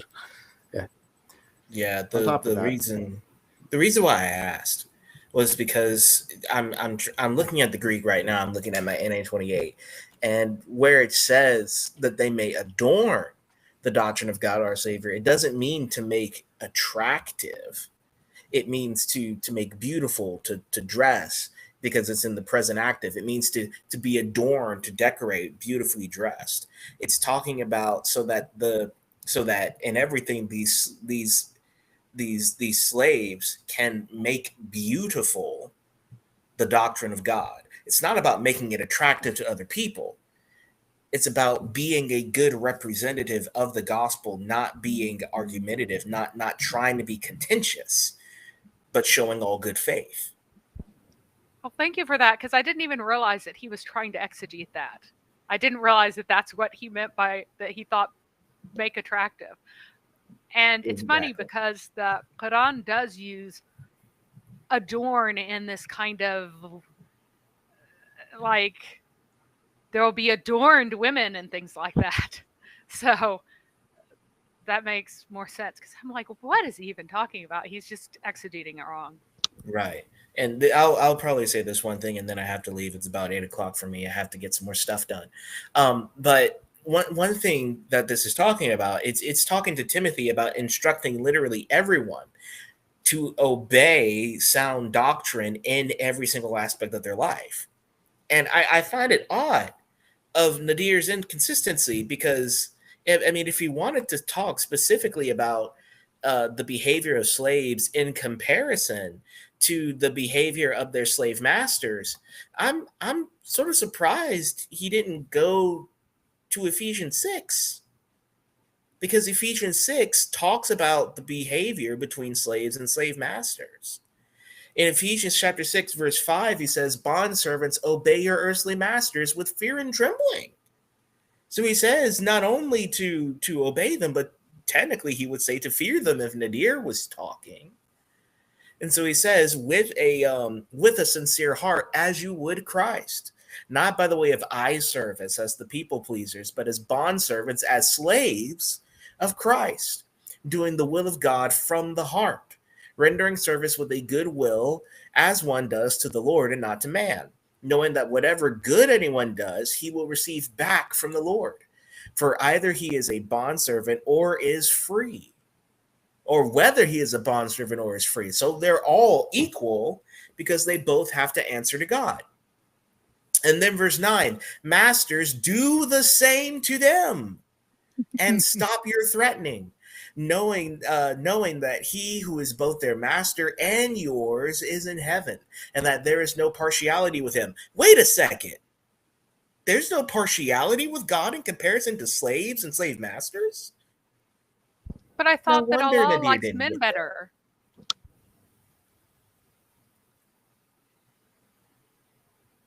I Yeah, wonder well, why Nadir didn't go to this passage. yeah, probably because he knew it was too risky because there's a It good tears chance that apart his entire argument. right, that his opponent would know the verses that follow. Like he could have played the game of just reading verses 5 and 6. I mean, he could have played that game, but he probably thought it was too risky. So he goes to Titus, which says something similar, but not in as much depth, so that it doesn't get to, you know, masters treat the slaves the exact same way that they are called to treat you. In other words, and With this fear and trembling, with a right. sincere heart, not by eye service, people pleasing. And of course, Ephesians is where people will go to say that the Bible says that women should be subservient to men as well. But if you go through the whole passage, you know, if you go through what it's instructing of men, what it's instructing of women, what it's instructing of adults or parents, I should say, and what it's instructing of children, and what it's instructing of bond masters and bond servants, they're all kind of teaching the same thing. This mutual submission, this sacrificing of one's own will for the benefit of God. And when you only read that the slave is to be submissive, then you're like, oh, see, it's telling slaves to be submissive. But when you read the whole thing, you say, oh, it's teaching all believers to behave in the same way, regardless of their social status, regardless of whether they are a slave owner or a slave, regardless of whether they're a man or a woman. So out of context, sure. The verse seems to say what Nadir says. If you read it in context, it actually says the exact opposite. Isn't that always fun how Nadir and others like him love to cite a part of a verse, but then, you know, we apply basic reading comprehension skills and it shows that their arguments just completely fall flat.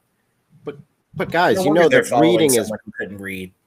Yeah, reading is bad. I mean, the ideal man, according to Islam, couldn't read, so therefore it has to be bad. So stop using so much intelligence and stop reading. You're not supposed to be smart. No. You're supposed to accept exactly what he says and only exactly what he says in order for his argument to work. Don't you see that's how the world works? But even then, brother, even if they did try that, they had to stop interacting with us, period. Because even when they try to argue with us, they still know more than their prophet. It's a catch-22. Hey, again, I said you're using too much intelligence. Hello? Stop it. Well, what I find funny is the fact that he kept using images that were created by abolitionists for abolition purposes. And I'm sharing a screen right now. Yep, the one that he loves going to. The other one's also a generic abolitionist picture. But this is one of the first stake, the first image that was widely published that got people to be against slavery. There were specific requirements for slave ships. There were actual, you could only have so many slaves in a ship, but this slaver ship was violating even those rules and had too many people on it. And a lot of the other things he said about the slave trade were actually objectively untrue. But this picture and pictures that are very much like these that aren't even of any particular ship, it's just like they are products of the imagination of the artists. But based on the number of slaves who were on it, the artist was like drawing them out as if they had laid next to each other, how little room they would have, and saying that, isn't this terrible that people were kept in these conditions? You need to know that given how many people were on the ship and how big the ship was, this is how, if they were all lying down at the same time, this is how they would have had to have lain. That's what this was. And so it's talking about, you say that this slave trade is humane, but look at these conditions. And it was part of an early publication for the Society for Effecting the Abolition of the Slave Trade, which did successfully abolish the slave trade among everywhere but India in the British Empire, and was part of the movement that would eventually result in the Civil War, et cetera, just like he misquoted Uncle Tom's Cabin, in which the Christian figure of Uncle Tom, who, in the context of the book, he sacrifices himself to free others. He is a Christ-like figure. And he's an old man. He can't, he's not running away. He's an old man. But he protects other people with his life and with his goodness and simple, sincere devotion and his clarity on what is good and what is right. And because of that book, Lincoln said to the author, here is the little woman who started such a great war. Because part of the impetus for the Civil War, it wasn't just about slave trade, but that was part of the reason why some people were willing to fight over keeping the country together, that was worth fighting for if it meant ending this. And there's an image here that was their emblem. Am I not a man and a brother? And the movement was Christian. It was a Christian movement. It was specifically because of Christianity. It had Christian theology. There were a number of hymns that were quite popular then that were in abolitionist hymnals. Here are two different abolitionist hymnals, some of which were new, some of which were collections of other things that were published abroad. People sang in church. When would you ever find an imam saying that we should not have slaves? You need the slaves. You need your get out of hell free cards. You have imams going, why have we allowed these white men to tell us, that we should not have slaves? These Christians and unbelievers and all these other people, why are we allowing them to tell us that we should not have slaves? Because we know that we have that right and that we should have slaves. Right. And that slavery is integral to that. And there's one of the top most popular hymns that is still sung at Christmas time, and you can even hear it in shopping malls. The musical arrangements is "O Holy Night," and the last verse, which is "Truly He taught us to love one another. His law is love, and His gospel is peace. Chains shall He break, for the slave is our brother, and in His name all oppression shall cease." Sorry, I get emotional when I sing that. So sounds Beautiful. But this is one of my favorite hymns, and this is why that this is this is what God came to do. And that chain shall He break is part of something that Jesus read in Luke 4, which I don't have up here, where He is reading from the Isaiah scroll. Let's do BSB. The Spirit of the Lord is upon me, for He has anointed me to proclaim good news to the poor, to set the captives free, to preach the gospel to the poor, to preach the gospel to the nations, really. So part of His mission is to set the captives free, not only free from their sin, but to establish freedom for all who are enslaved. I mean, this is, and I'll pretty much end this with this because I do have to go. Christianity and slavery. This article, he actually notes some of the historical facts in relation to this. Alvin J. Schmidt, in his book Under the Influence: How Christianity Transformed Civilization, he says this down through the centuries, Christians have voiced their disapproval of slavery. In fact, during the first 3 centuries of Christianity, many Christians freed slaves. Schmidt shares some early examples of Christians who opposed slavery. He says, early in the 4th century, Lactantius, the Christian Cicero, in his Divine Institute, said that in God's eyes there were no slaves. St. Augustine saw slavery as the product of sin and as contrary to God's divine plan. And that's found in his City of God. And then St. Chrysostom in the 4th century preached that when Christ came, He annulled slavery. He then goes on to say, while secular historians try their best to not only discredit Christianity's role in the abolition of slavery, but even to blame Christians as slavery's major proponents, the evidence is indeed strong that the exact opposite is the case. Johnston states that the situation is more accurately, in my opinion, when he says, Christianity has successfully abolished slavery not once, but twice before. In late antiquity and again in the 1800s, with the elimination of the transatlantic slave trade after the American Civil War. And Christianity as a whole, as a religion, has been the purveyor of abolition. So much so that in every Christian denomination, you hear the song of an ex-slave trader and Reformed Calvinist. The song, Amazing Grace, how sweet the sound that saved a wretch like me. I once was lost, but now I'm found. I was blind, but now I see. That is the gospel of freedom for not only the Christian, but those who have been enslaved, not only in physical chains, but those chained by sin. Thank you very much for Amen. that. Villainous earlier, much earlier, but I saved it for when we got to talk about the outcome. Because, you know, Nadir kept saying, what would the common man think when they read this Bible? We don't have to guess. We know that Christianity, from the first century up until modern times, fought against slavery, that slavery as a societal institution was basically taken from being commonplace and just accepted by everyone to not existing, because Christians kept buying slaves just to set them free. Amen. And then, unfortunately, with the conquest of the New World, people decided that in their sinful natures, they said that we can gain profit out of slaves.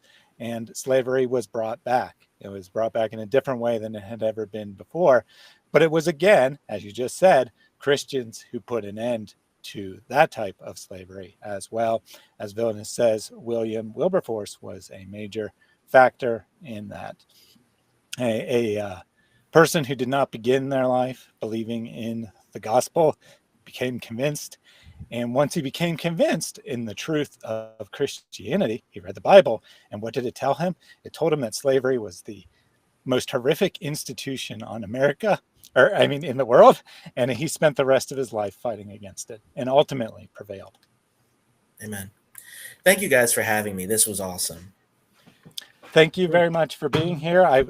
There's a link to the Black Doctor's channel in the video description, as well as everyone else except for Ask Truth and Sasa, who joined late. So I will add their descriptions or their links to the video.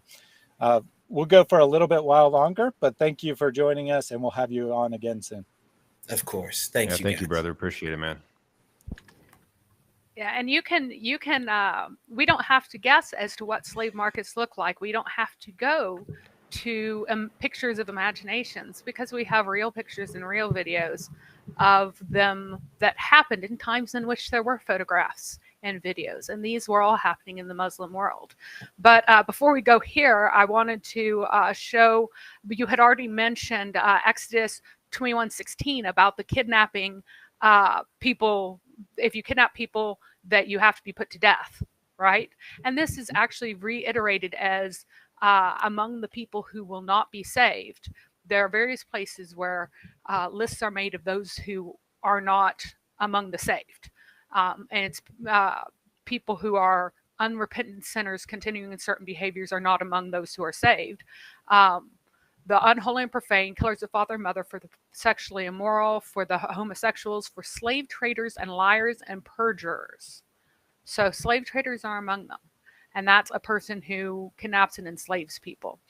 He also, Nadir wanted to make this weird point about, all these people, this suffering, it's bad. Why would anyone talk about suffering and that you have to suffer? What's really funny is in Islam, we learned that according to Islamic theology, the prophets suffer more than anyone at all. So he talks about the prophets that Muhammad himself suffers at least twice as much as anybody else. And you also find that that's because there are two words, and that Allah gives you rewards on the basis of your on the basis of the suffering that Allah sends you. So according to his theology, if you suffer as a slave, then you would have to be extra rewarded for it. And in another place, Muhammad says that they suffer, that the prophets suffer more than anyone, and one was bitten to death by fleas. So according to him, we go, well, you must just suffer and be bitten to death by fleas. That's what it's teaching.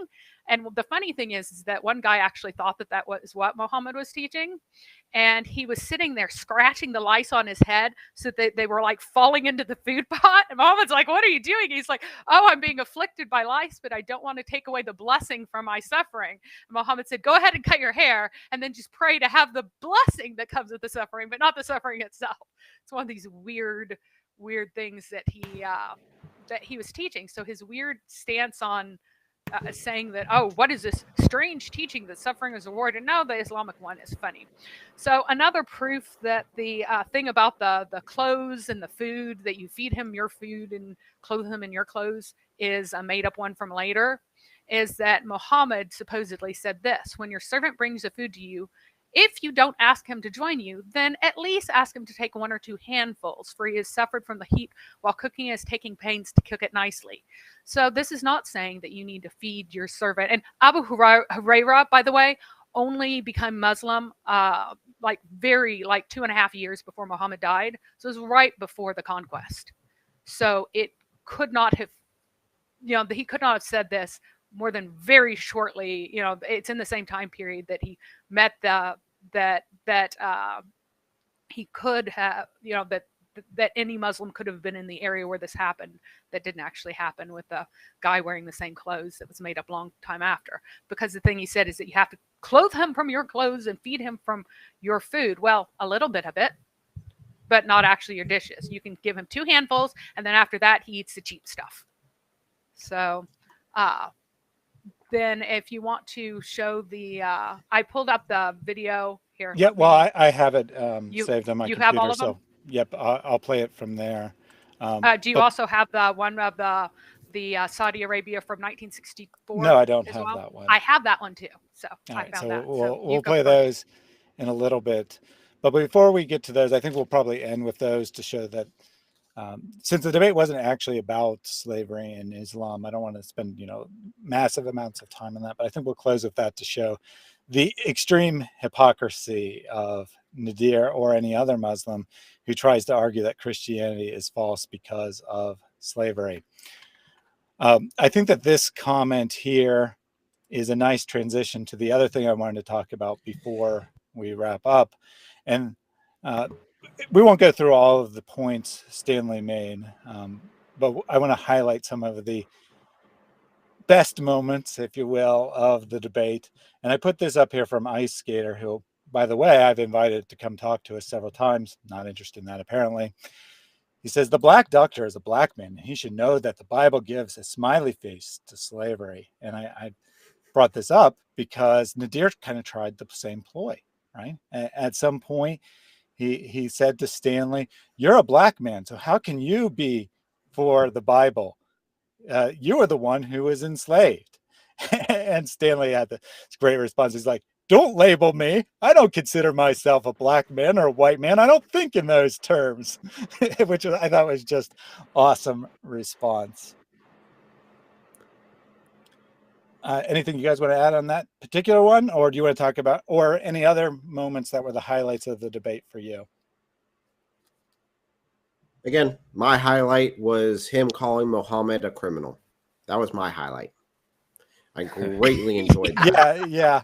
So for the people, since not everyone probably saw the debate, every time Nadir was asked a question, like every time, he would just repeat something from his talking points, no matter how little it was related. He would just repeat it.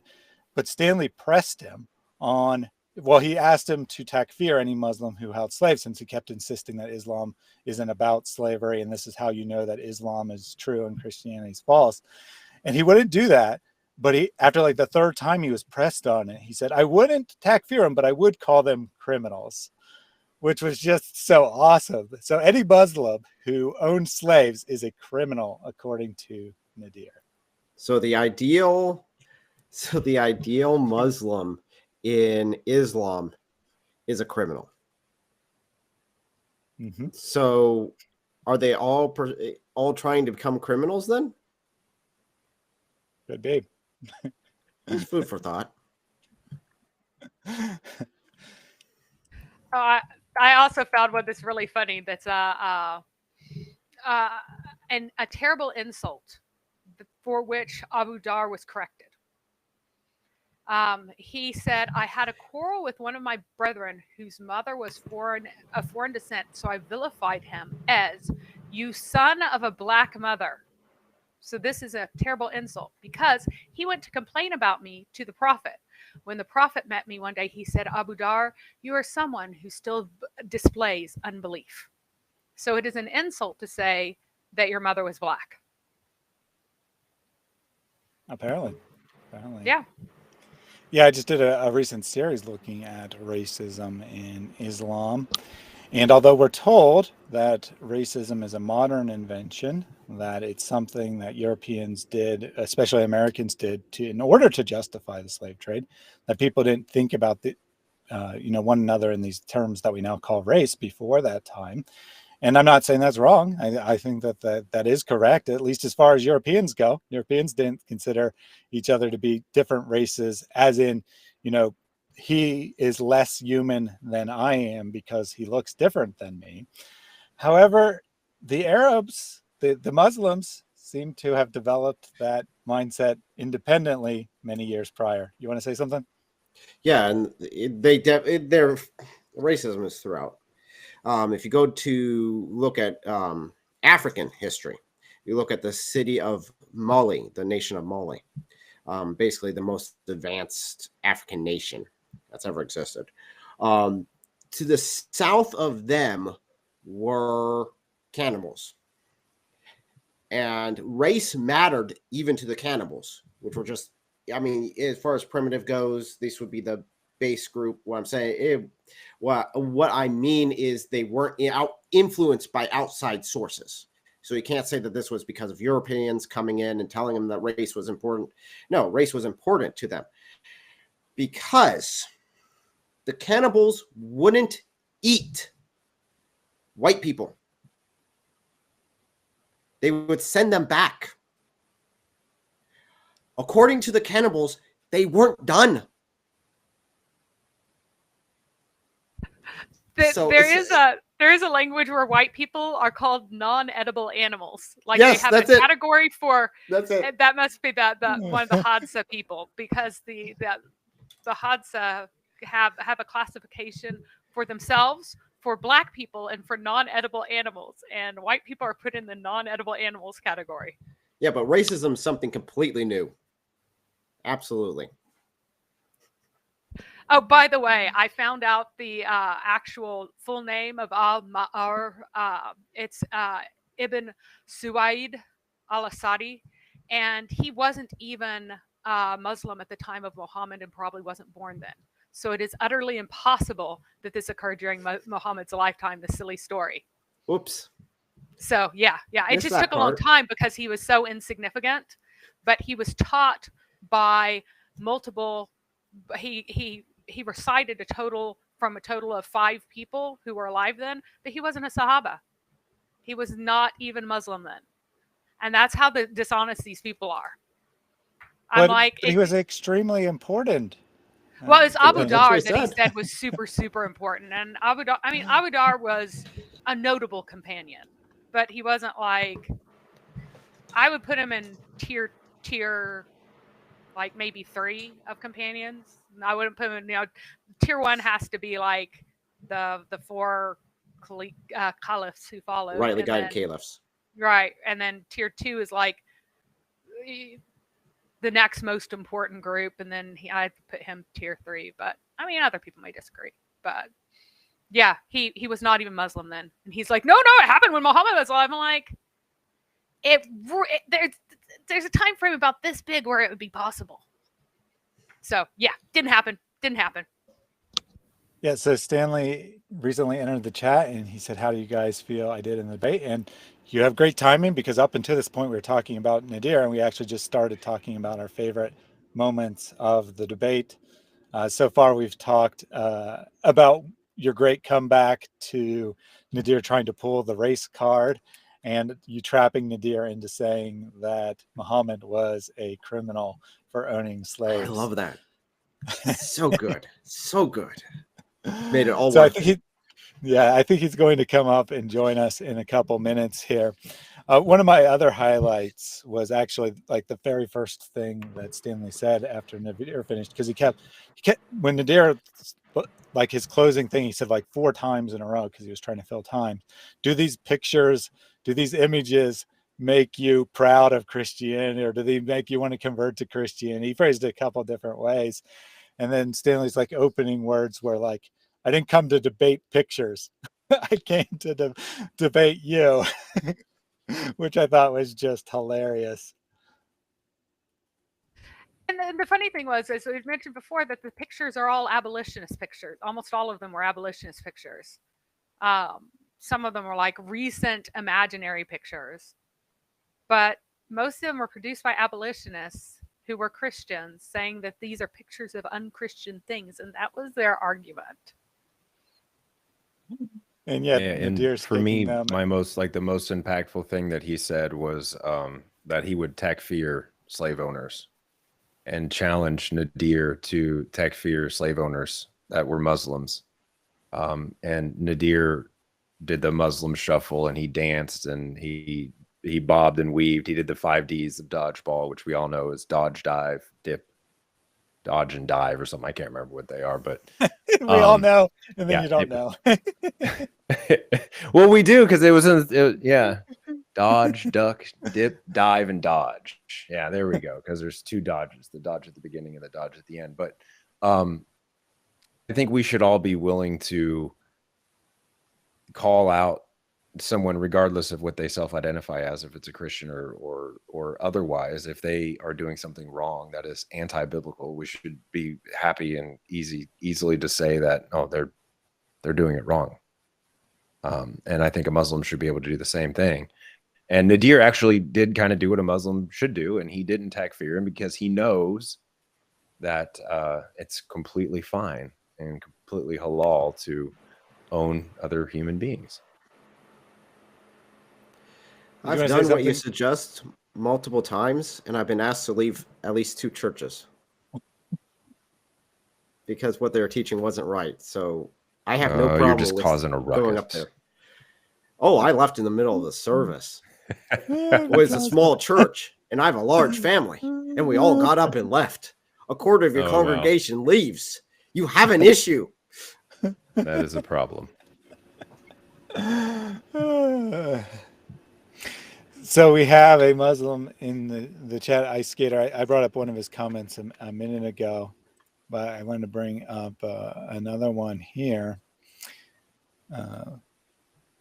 Quran says to read and study and become good. That's why we have the Islamic golden era, but no Christian golden era. Can I take this one? Go ahead. Yep. Okay. Here's why we have no Christian golden era.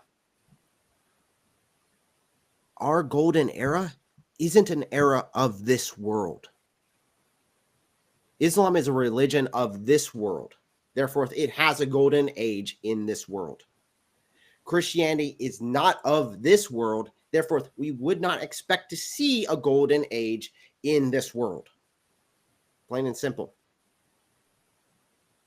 Not only that, but the Islamic golden era existed when they managed to conquer the richest part of the world, and they coasted on that until they extinguished the incredible products of thousands of years of civilization. Egypt was the richest place in the world from the beginning of the emergence of civilization until during the Islamic era, and it stopped being the richest nation in the world because of Islam. It took them that long to wring those places dry, and they were getting tons and tons of money from Europe at the time because they had control of all of the, for a while, all the silk until Byzantium began producing silk. But even after, they had all the spices, they controlled all the trade routes. The only thing that was keeping them alive was the gold of the Christians. And and so much of, like, as a functional society. And as soon as we had other trade routes in Europe to get things from other places, they couldn't exist anymore as they were. They were just existing on the wealth. And as soon as they were so surpassed that we were able to do things that used to be technologically impossible, it was gone. It was up in smoke. And so many of the people, all of the original thought, it came from the Hindus, it came from the Persians, Zoroastrians, it came from the Christians, it came from the Greeks. It didn't come from Islam. It was foreign to Islam, and Islam eventually strangled it and snuffed it out. Well, on top of that, they also had the European slaves coming in. So they had all the technological advancement coming in because they were getting the monks, they were getting the learned men from Europe coming down as slaves. And now that's mostly because of the Vikings. So that part of history, I'm a bit sorry for. But that's heritage is heritage. What can you do about it? So Mary kind of implied this, but I want to make it explicit here. What does Islam having a golden age in the past imply? That it's no longer in its golden age, that Islam has declined. Which I thought is what your brother in Christ was going to say, that Christianity is just as vibrant and strong today as it ever has been. It's producing as much for the world as it ever has been. There's no golden era because the fruits of Christianity are felt today as much as they were in the past. In Islam, they only had this benefit, which Mary described, from the conquest. Once the conquest ceased to expand into ever-growing territory and they're no longer taking in new resources, there was no more golden era. Welcome to the chat, Stanley. Thank you very much for the hospitality. Can you guys hear me? Yep. Yes. Perfect. Again, thank you. And I apologize for I couldn't really show my PowerPoint presentation, but I think the gist of my my presentation was well established, and I think it was an easy victory. He was unable to address the 3 points, establishing that there was forced labor, number one. Number two, that there was somehow servants were not allowed to somehow evade their masters, quote unquote masters. And number three, that it was ethnocentric religion. If he's not able to establish one of the, if he's not able to undermine those 3 points, then he cannot establish slavery in the Bible, or that the Bible promotes slavery. So I think I've accomplished my case. And I chose that angle because I feel in all the debates I've seen, these things have not been addressed accordingly. So I hopefully people understood what I presented, and in a couple of weeks I will present my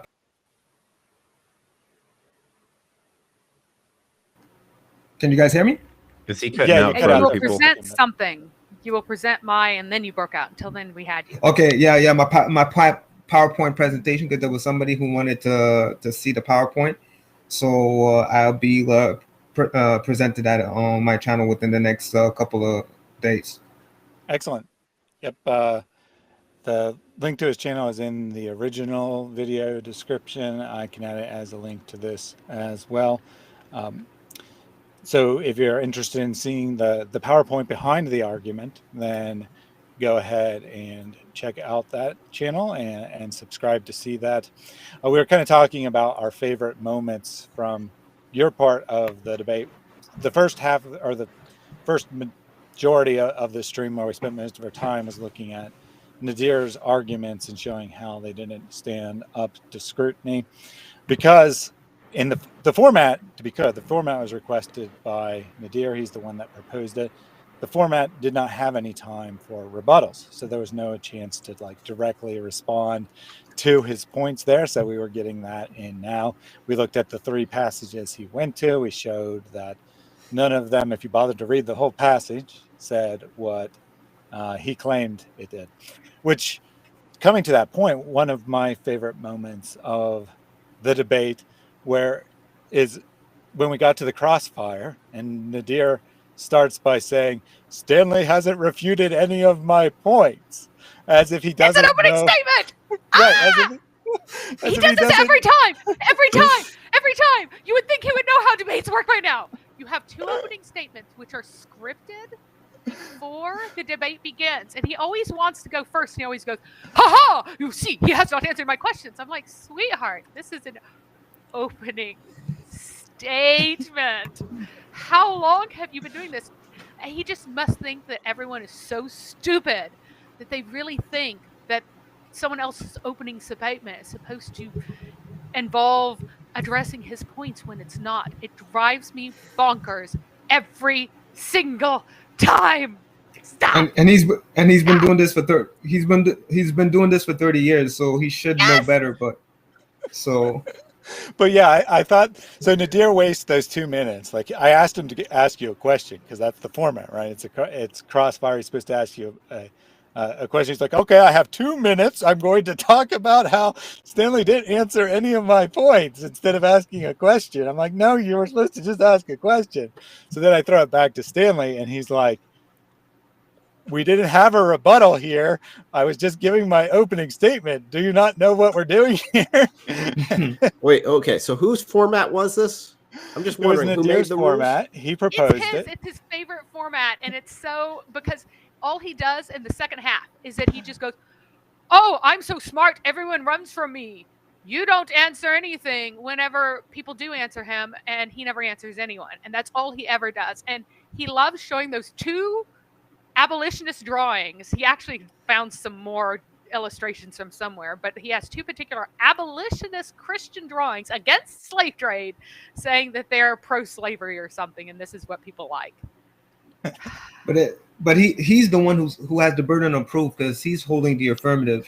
So I'm just here to not only did I refute his position, but I was establishing what the true nature of being a servant in Scripture entails. So it's quite interesting. Not only did I refute his position, but I also established what the narrative is all about in the Holy Scriptures. And he was not able to address either. But my favorite part of the debate, which has nothing to do with really slavery in the Hebrew Bible, is when he said, you could still be a Muslim and be evil and what did he say? I don't remember what he said.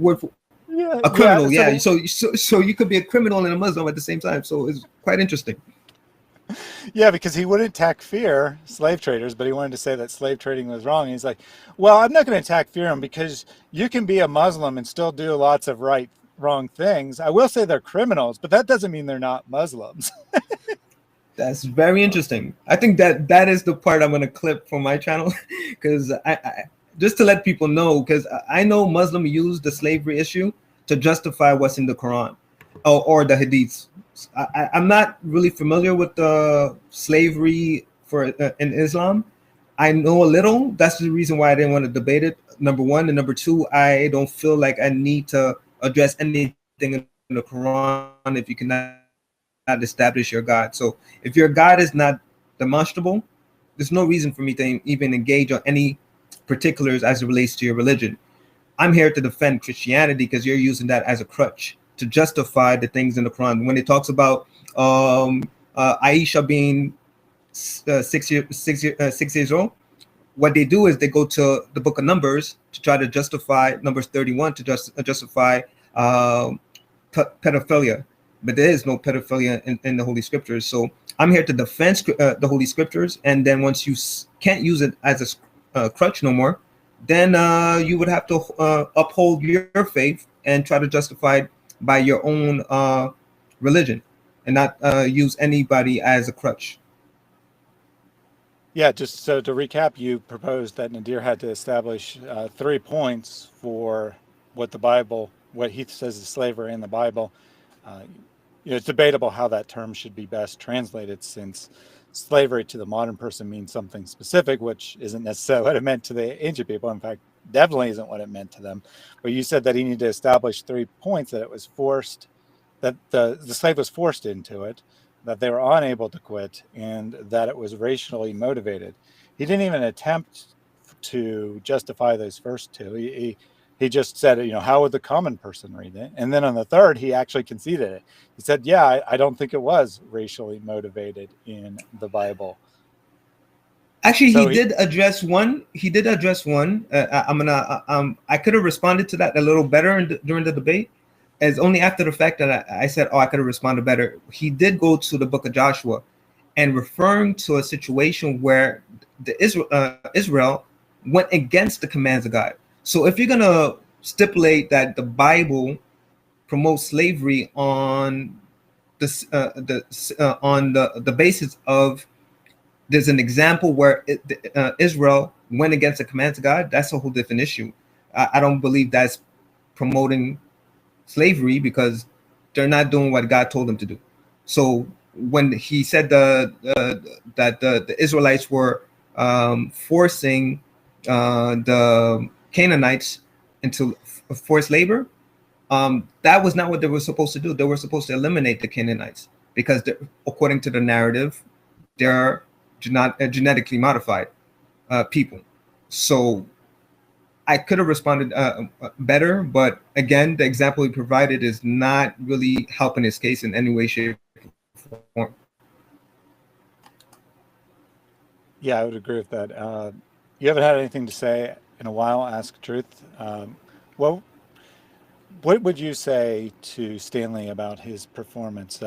What were the strongest points, and perhaps what were the weakest? Well, Stanley, I think you did a good job, buddy. Thank you. Didn't really pick out any weak points per se. I didn't listen to it that terribly hard from your side. I was more focused on what Nadir had to say.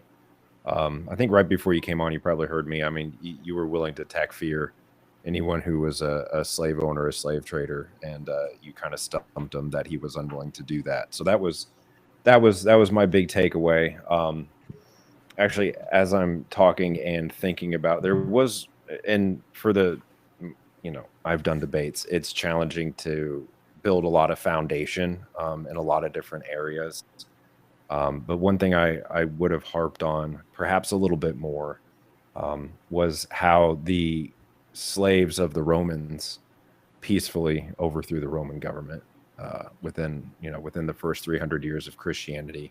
I think that's a major point, because he kept hammering home on, who wants to be a slave, who wants to be, the Bible doesn't teach that you should be a slave owner. Nowhere in there does it say you should be a slave owner, and especially not in the passages that he cited.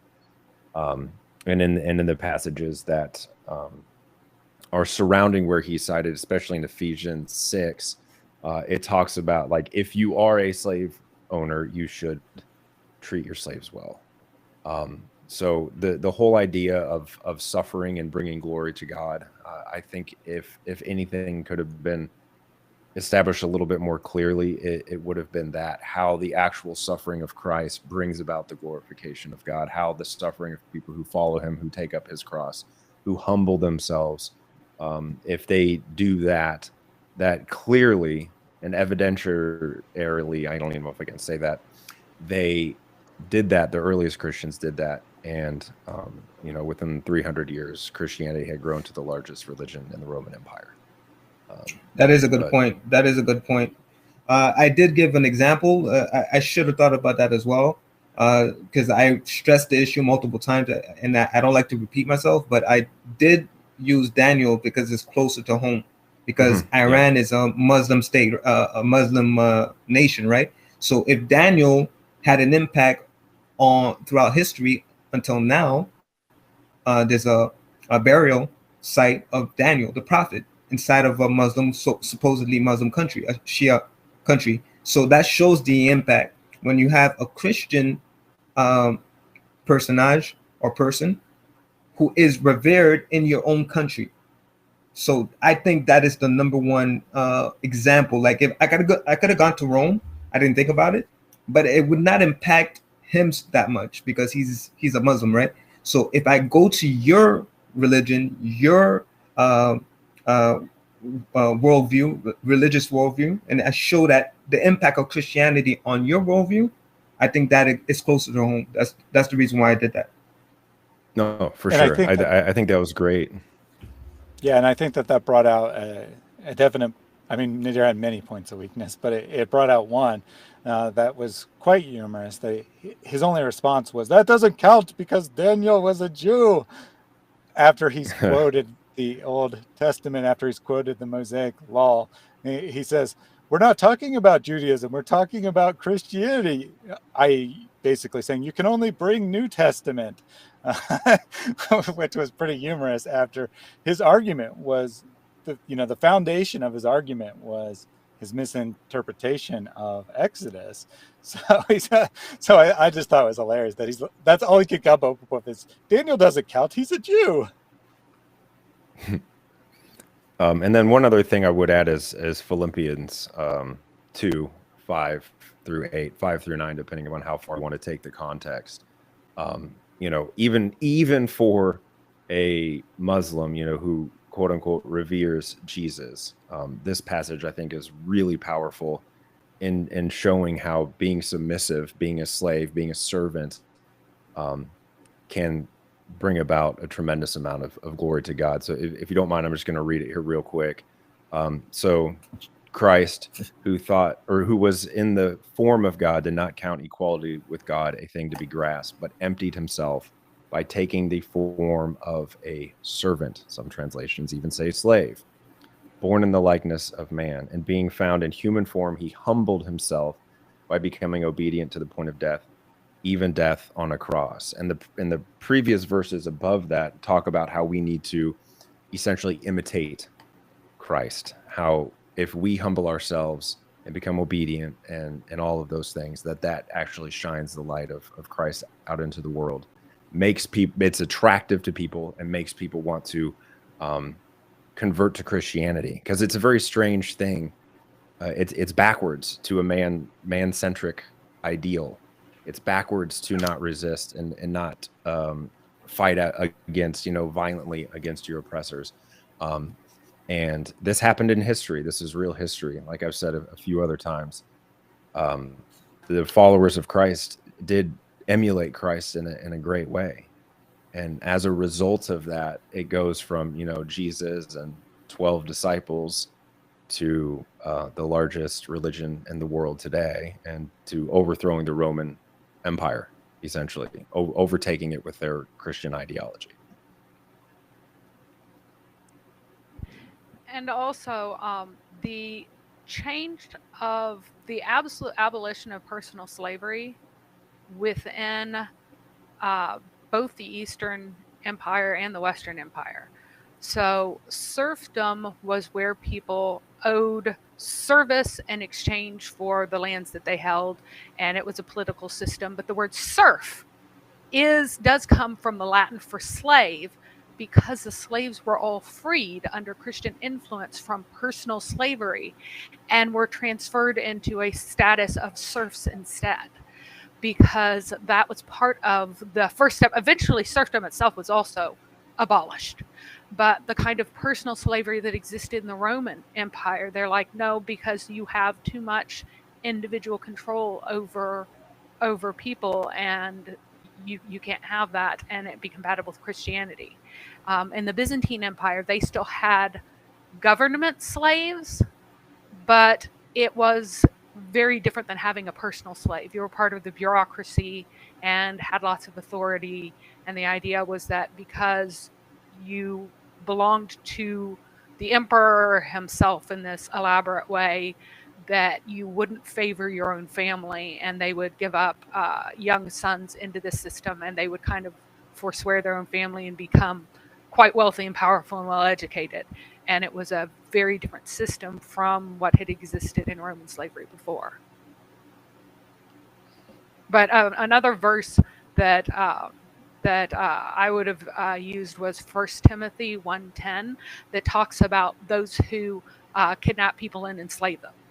Any kind of involuntary servitude versus the voluntary servitude, where you sell yourself for a temporary amount of time in return for getting having your debts canceled, or as a way to get your daughter that you can't afford to marry off. You have no settlement to give her, getting her married off in a different way.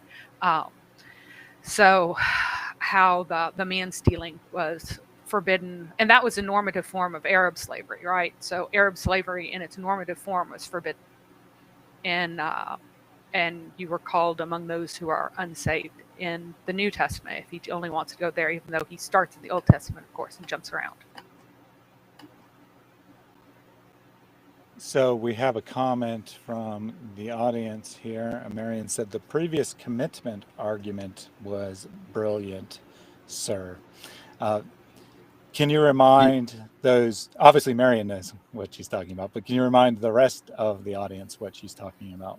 Yeah, this was the point where I realized how Nadir was totally ignorant of the Hebrew scriptures, because he was referring to the New Testament, arguing for the passage. I don't remember the passages he was going to. Titus, I think one of the passages he was referring to, trying to suggest as if that was a passage telling Christians to participate in some way, shape, or form in slavery, when that's not what the passage is saying. The passage is saying to those who live in pagan nations, who become Christians, or who become Christians, if they find themselves in a situation where they were slaves before Christianity, they would have to fulfill their commitment. That is basically what the passage is saying. It's not saying, it's not a prescription to tell people, now you're a Christian, you could still own a slave. Or you can now begin to own slaves. That's not what the passage is saying. And the fact that he thought that shows me how ignorant he is, because there is no theocracy. There was not a state besides the Catholic Church, and I don't agree that the Catholic Church was a Christian institution. But the fact that you would think that Christianity has some type of power for them to regulate slavery is quite interesting. And even more, the law does not apply outside of Israel. If you know anything about the law, Deuteronomy 5:22, the 10 Commandments is the covenant, and Deuteronomy 31:26 is the 613 laws, which is applicable only in the land. So there could not have been any prescriptions for slavery outside of the land. So it showed me how ignorant he was. But as far as the question that was asked, or the previous commitment, yes. If you have a previous commitment before Christ, you have to fulfill that after Christ. It's not a carte blanche for you to do whatever you want after becoming a Christian. Excellent. And knowing very well, just to finalize, knowing very well Jesus Christ will see you through. I asked him, one of my challenges after the fact was, give me one example of a person going through struggles or suffering all their life. You can't really provide an example. Our God allows things to happen to his children, and he will see them through. So that's how I responded to that. Excellent. Protestant Believer posted a number of verses. He posted these in the debate as well. Just underlying how the biblical slavery is completely different than what the modern person associates with slaves. He points out that slaves have kinship rights, and you can see the verses there, that they have marriage rights, and they have personal legal rights regarding to physical protection, and that they have freedom of movement and access to liberty. In the debate, you pointed out as well, which are directly related to this, that the slave is always voluntary, at least semi-voluntary. There's never any aspect of someone being captured, right? You could say that. Why I say perhaps only semi-voluntary is because you could argue that someone was in an impoverished situation and they didn't have any great options, so they chose to sell themselves into slavery. But it was always a personal choice, right? It was never someone was captured, forced into slavery, which is, of course, what we think of slavery as a modern person. We think of Europeans capturing primarily Africans and bringing them to the New World and forcing them into slavery. And you point out as well that the slave always had the option to quit, and that it was time limited, that it was only for a period of 7 years unless the servant voluntarily decided to stay in that role beyond that period. So, all these things combined really doesn't seem like what Nadir wants to associate with slavery. But of course, he has to say, how is the average person going to read this text? And one of the questions that I wasn't able to pose to him because we ended fairly abruptly was, who is this text written to, right? Is this text written to 21st century people who have one conception of slavery, or is it written to a different audience? You want to jump in, your brother in Christ? I'll give my opinions real quick on the debate. I think you did very well. whenever I watch these debates, one of the things that I look for, and it's a real quick telltale sign of who has nothing, is if they resort to personal attacks immediately. I mean, he did not even get through his opening before he started personal attacks all over everyone else. He doesn't start his opening. He started his opening just with, I'm so smart that no one wants to debate me. I'm so awesome. I've done this 30 years. For 5 minutes! Again, my point is, if I hear that in any debate, that's an automatic, okay, this guy's got nothing. Because you don't have to tell me how awesome you are if you can show me how awesome you are. You don't need to go around saying, oh, look, I'm such a good boy. I'm so good at debating. I am the best ever. If I'm actually winning debates and able to put together a reasonable defense, or in this case, a reasonable accusation. As far as your part, I thought you were very on point, even when he wasn't. I think that this was a very poor format for a debate. I would have loved to have seen rebuttals.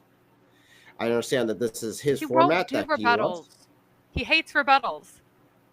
Because what he wants to do is he wants to go first, and then he wants to attack you for using your opening as an opening and not as a rebuttal, and then he refuses to do a rebuttal. True. I'll give you that. So, sum total, you did a good job. You were able to put your argument together, even though you had technical issues, even though you had things popping up on you, even though your connection wasn't the greatest. You were still able to put together an argument that defended the position and absolutely wrecked his. Now, do you know why he wouldn't fear any Muslim who owned a slave or was a slave trader? Is that a question?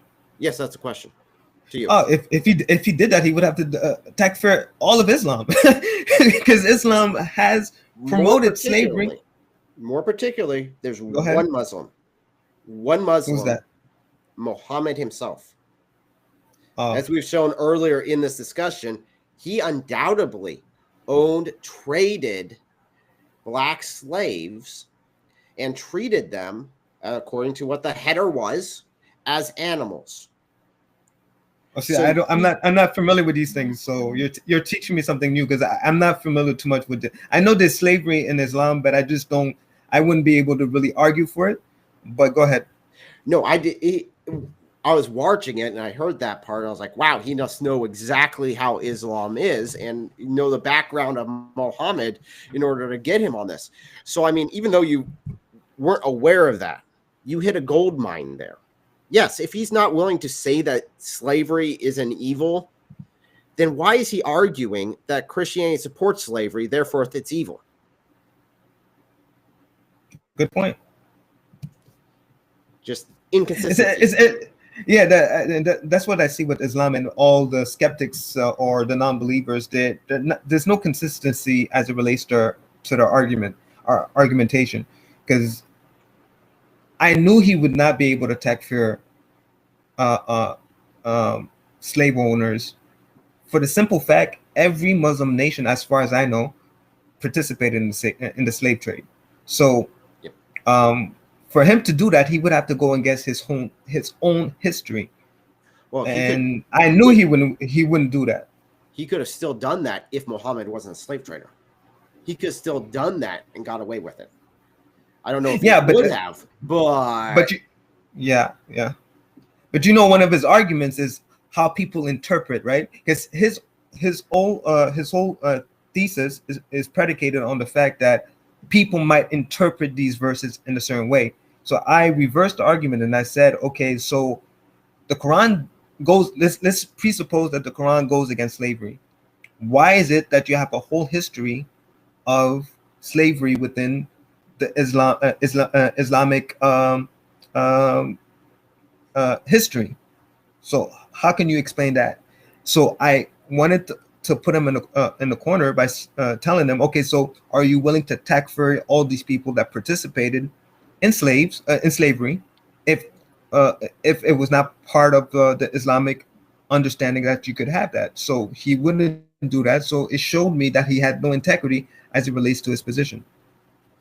Yeah, a lot of Muslims do this. A lot of Muslims will try to argue against the Bible, against certain points.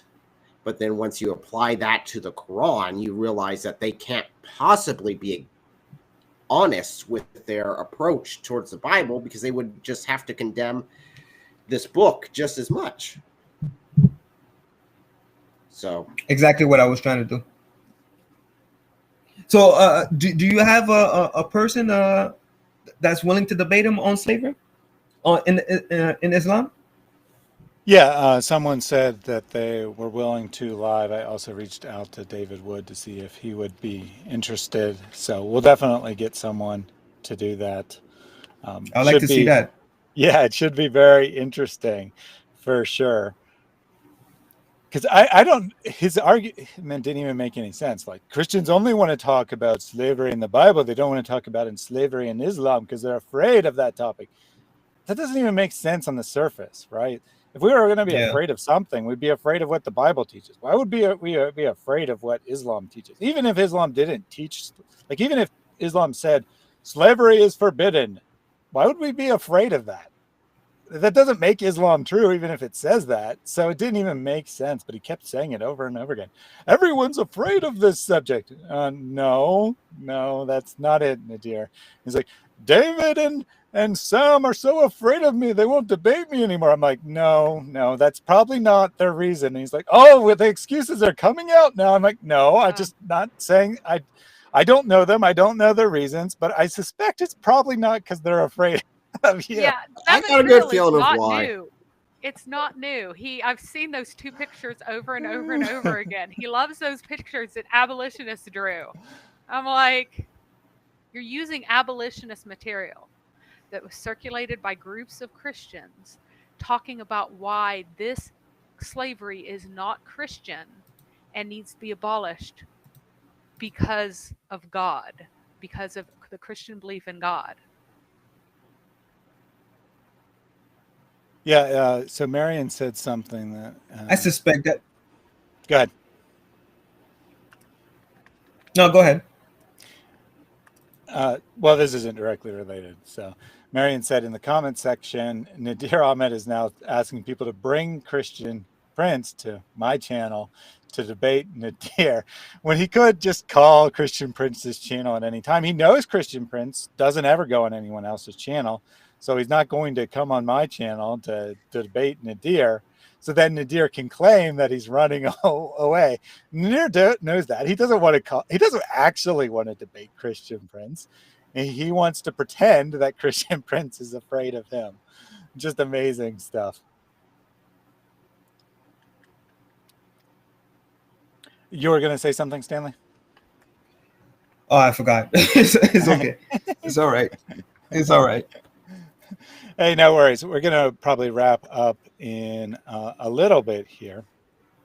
Okay. Mary, did you want to share any additional thoughts on the debate?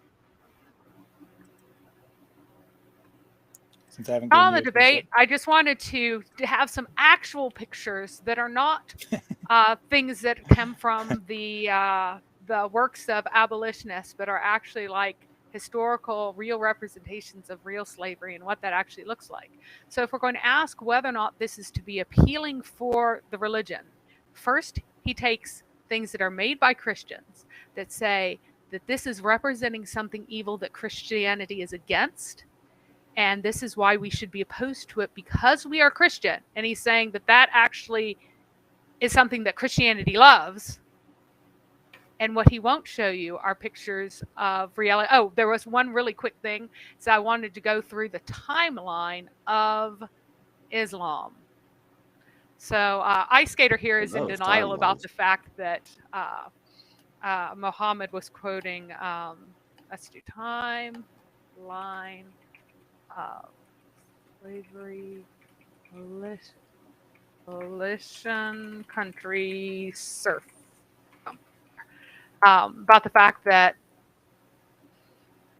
Muhammad was quoted Paul and said it came from Allah. So funny. He's like, where does it say it was Paul? It's like, it doesn't have to say it was Paul. Paul's the one who said it. It is a quote from what Paul said and no one else. All right.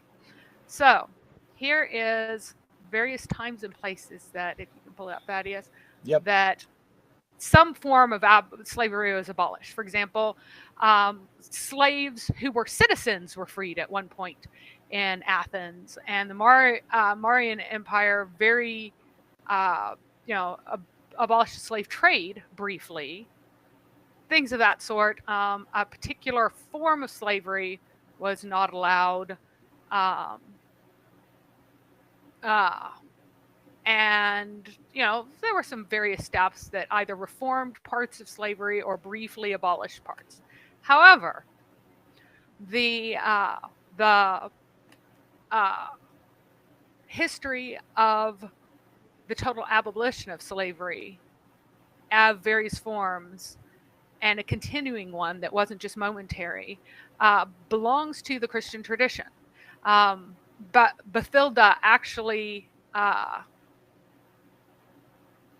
banned all enslavement of Christians, bought slaves to free them, various times, various places.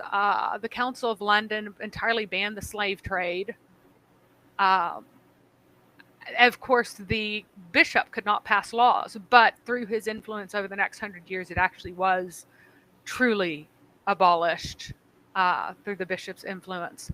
There is also everyone. France signifies freedom. Any slave setting foot in France shall be freed.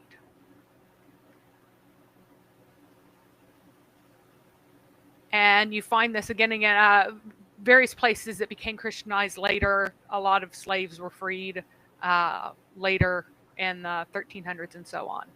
And then you have various times when different kinds of slavery came back in. And it came back in under the guise of it was actually a product of the Enlightenment, saying that we know better, we can rationalize better, we can say why all these people wanting to sell slaves, right?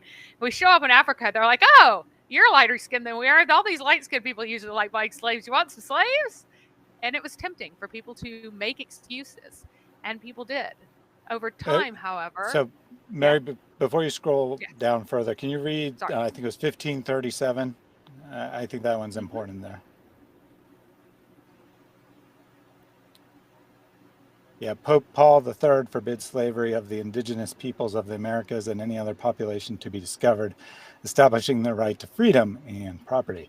So we have the Pope here declaring that the indigenous people of America are people who have the same rights as any other human being. And I point this out because, of course, Europeans did not treat the native peoples of America well. But did they do that because of Christianity, as people assert, or did they do that for their own greed? Well, you have the Pope telling them that it is forbidden and it's a grave sin, and they're doing it anyway. So is Christianity really to blame here? Yeah, and then they also, Isabel was absolutely appalled at any slave trade and wanted the Queen of Spain wanted no slavery at all in the Americas and was very opposed to it. Anyway, you have various times when things kind of slowly happened, people slowly got various rights.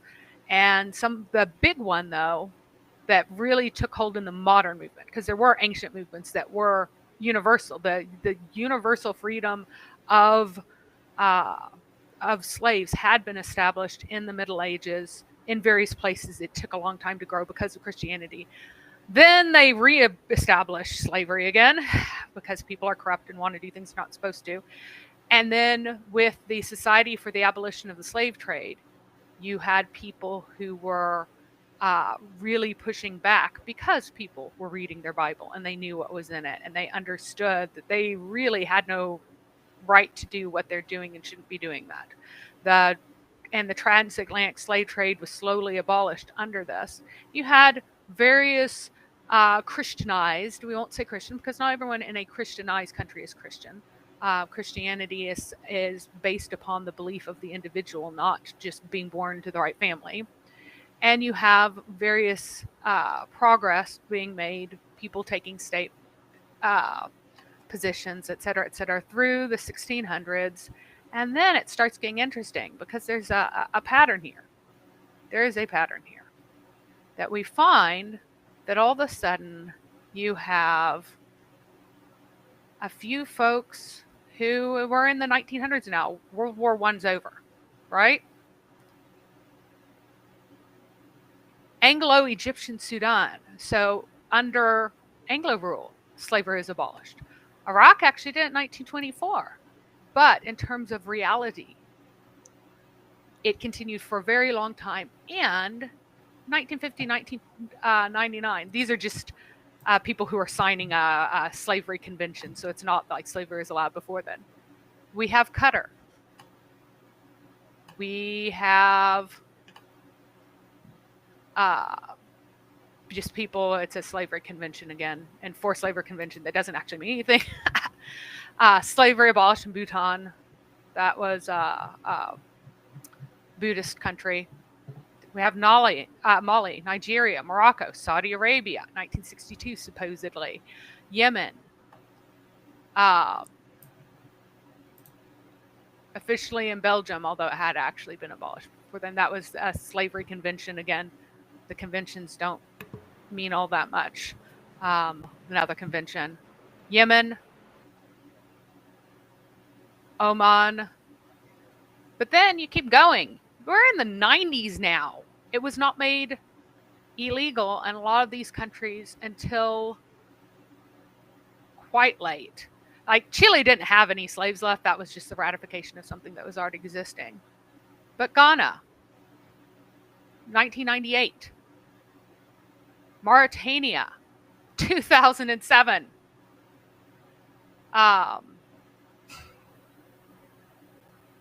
Slavery criminalized in Chad. Navajo Nation, of course, is part of the U.S., so it can do its own thing, but it didn't change anything. They still didn't have slaves then. Iraq, Syria, 2019, after the falling of the Islamic State, because there had been slavery brought back again. Oddly, very odd, isn't it? And there are many places where slavery continues. So you have, did you have the slave market from 64? Let me pull that I up. do not have the 64 one, so why don't you go ahead and do that one, and then I have two All right. basically contemporary examples. Can you guys hear that? We do not get your sound. Well, there is no actual speaking here Okay. yet. I'll let you know if there is, because I can hear it.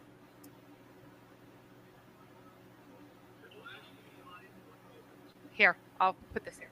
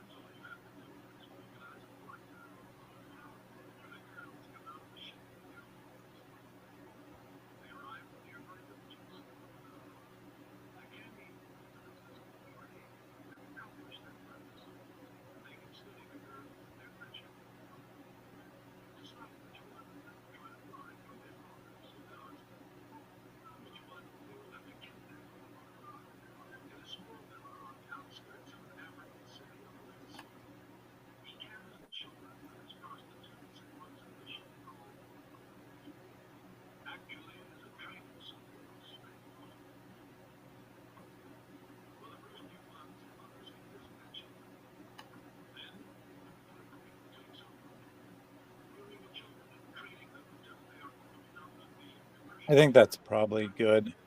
We're not actually getting the audio. Like we get a faint picture, but I think a faint echo of the audio, but I think the pictures speak for themselves. This is 1964 in Saudi Arabia, in the home of Islam.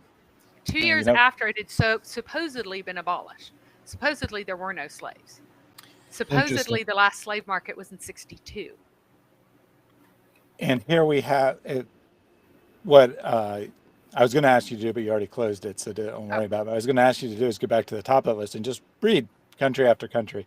You would have seen that there was one or two exceptions, but basically every single country abolishing slavery from the time of Jesus till at least like the 1800s was a Christian nation, you know, with a couple exceptions, none of which were Islamic, by the way. The exceptions were like Asian nations, which are neither Christian or Islamic, but nation after nation, Christian nation abolishing slavery. Then I was going to say go to the bottom of the list, which was difficult because there's a lot of things that are just symbolic re-ratification of slavery and such at the bottom. But if you read from the bottom of the list upwards, it was going to be Islamic country, Islamic country, Islamic country, Islamic country. So the implication here is, you know, Nadir said, how would a common person reading this scripture understand it? We don't have to guess. All of the abolition movements, essentially, with, you know, let's say 5% exception, 95% of the abolition movements were in Christian nations. 0% of them were in Islamic nations. And a lot of these Islamic nations only finally outlawed slavery begrudgingly because they were so dependent on the Christianized West for their own survival that they had no choice but to go against their own laws and outlaw slavery, because the West made a condition for them to continue to be part of the world economy. If you do not get rid of slavery, you are going to be embargoed. You are going to be cut off from trade. We are not going to buy your crap anymore. Only then did they outlaw it. So the answer is clear. Christianity leads to the abolition of slavery. Islam leads to the propagation of slavery. If we're just going based on results, which is what Nadir supposedly wanted to do, answer's clear. And I have, lest we think that slavery is something of the past, I have two examples, both from Islamic countries, that I am going to play now. I'm going to unmute this, so if anyone speaks, there'll be an echo, but as long as no one speaks, we'll be fine. A man addressing an unseen crowd.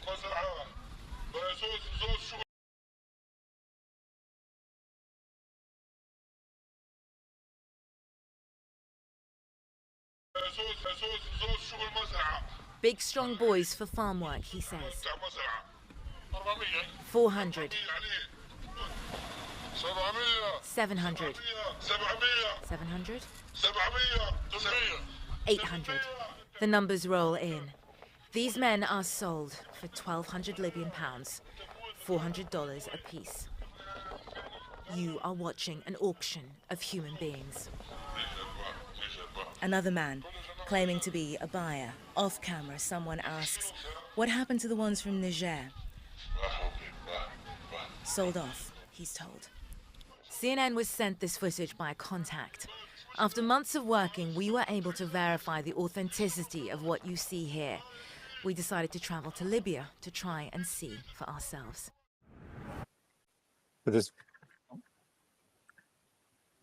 So this video goes on, and so the CNN was sent this video, and then after they were sent it, they went there themselves, and they were actually able to get into one of these slave auctions that are taking place contemporary to when this video was made about 5 years ago in Libya, where, you know, slavery is supposedly illegal.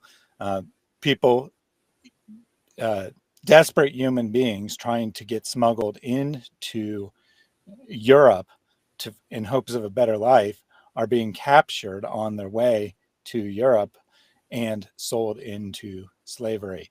And you saw the going rate there was $400 for a human being. Before I play the last clip, anyone want to comment on that? All right, I think it speaks for itself. So the last clip here is an ISIS slave market from even more recently than that one.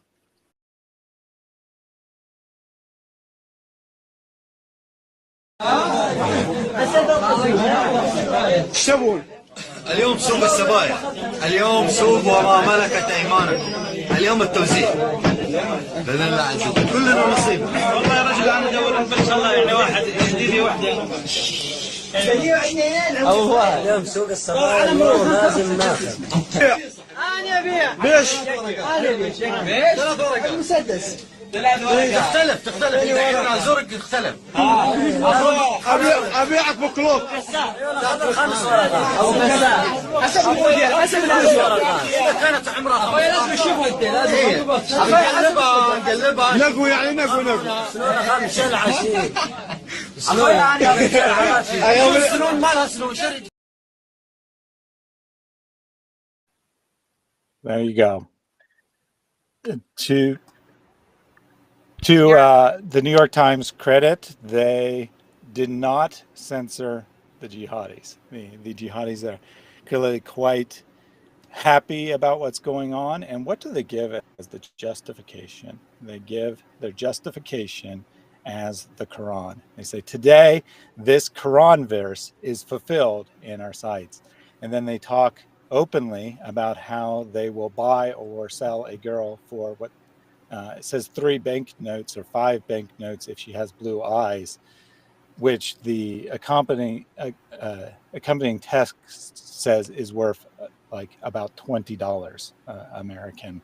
That this is the price they were selling these girls from, because they had captured so many in their raids of cities that there was an overabundant supply of sex slaves available. And make no mistake, they're selling girls for a reason.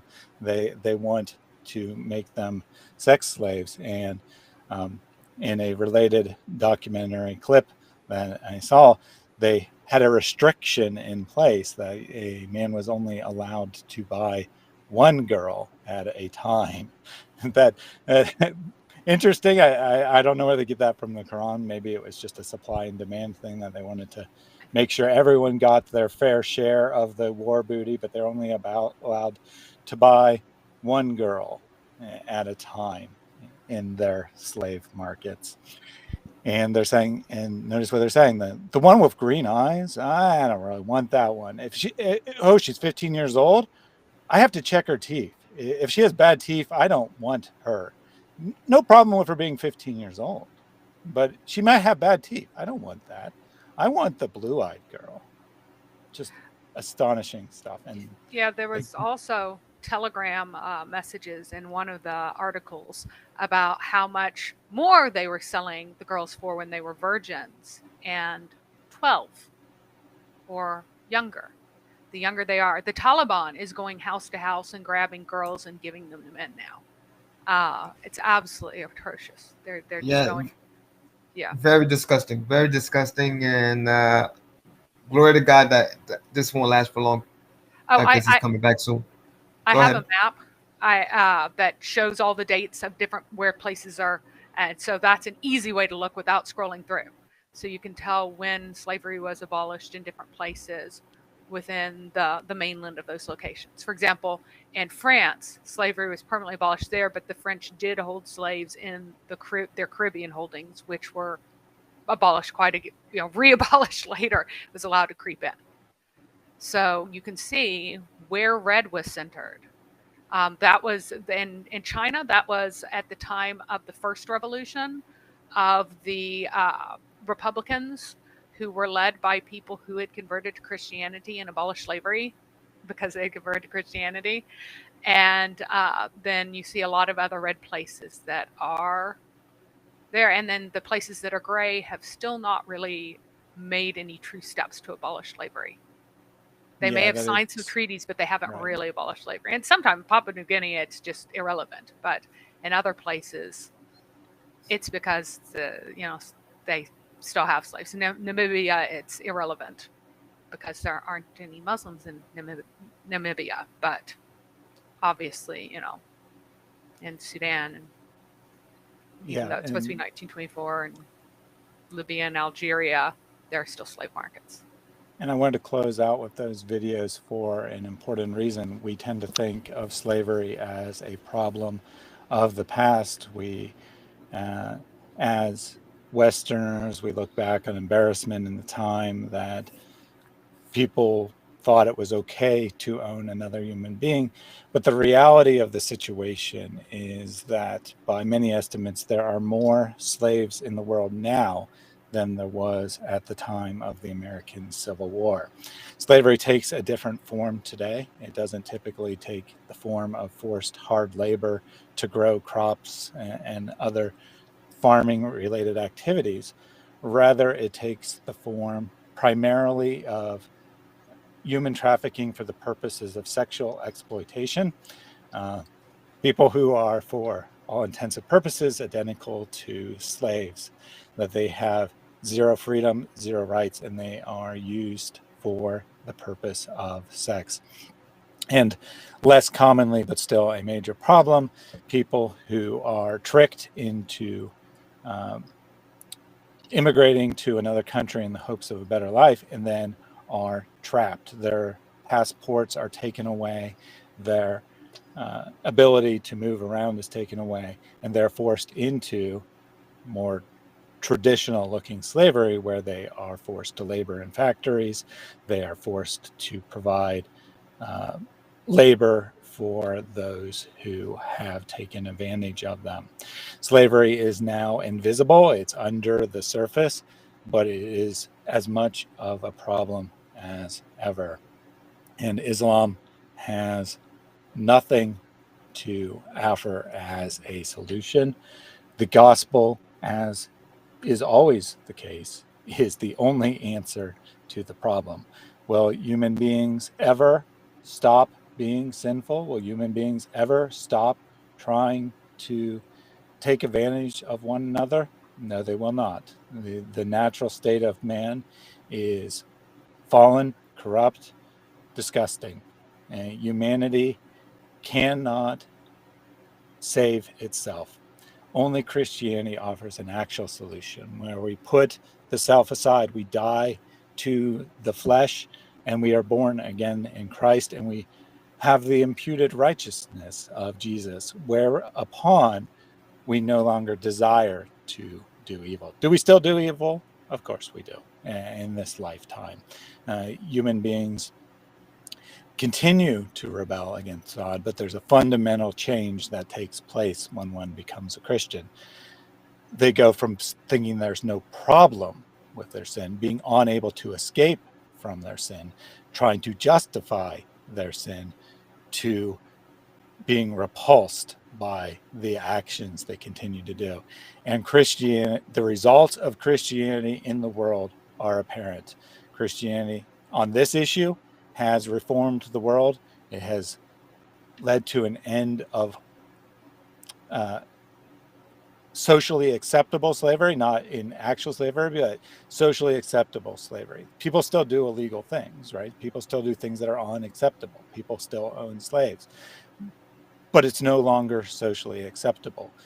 Christianity has had the same kinds of benefits in multitudes of areas. Christians have fundamentally changed the world to such a degree that people now take Christian values for granted and think that they're part of the fundamental human understanding that all human beings share. That is not historical reality. When you look back at history, you see that Christianity has fundamentally changed the way people think about the world. So Nadir said this is an issue that proves which religion is correct, and that's one point he was right on, because Christianity and Christianity alone has fundamentally changed the world. The society that ancient people all around the world looked at is unrecognizable to the modern man to such an extent that he now thinks it didn't exist, that it was always this way. So thank you for joining us today. I have a live stream coming up on Bob of Speaker's Corners channel on Wednesday. I'll be talking about racism in Islam. Many thanks to my guests for joining us today.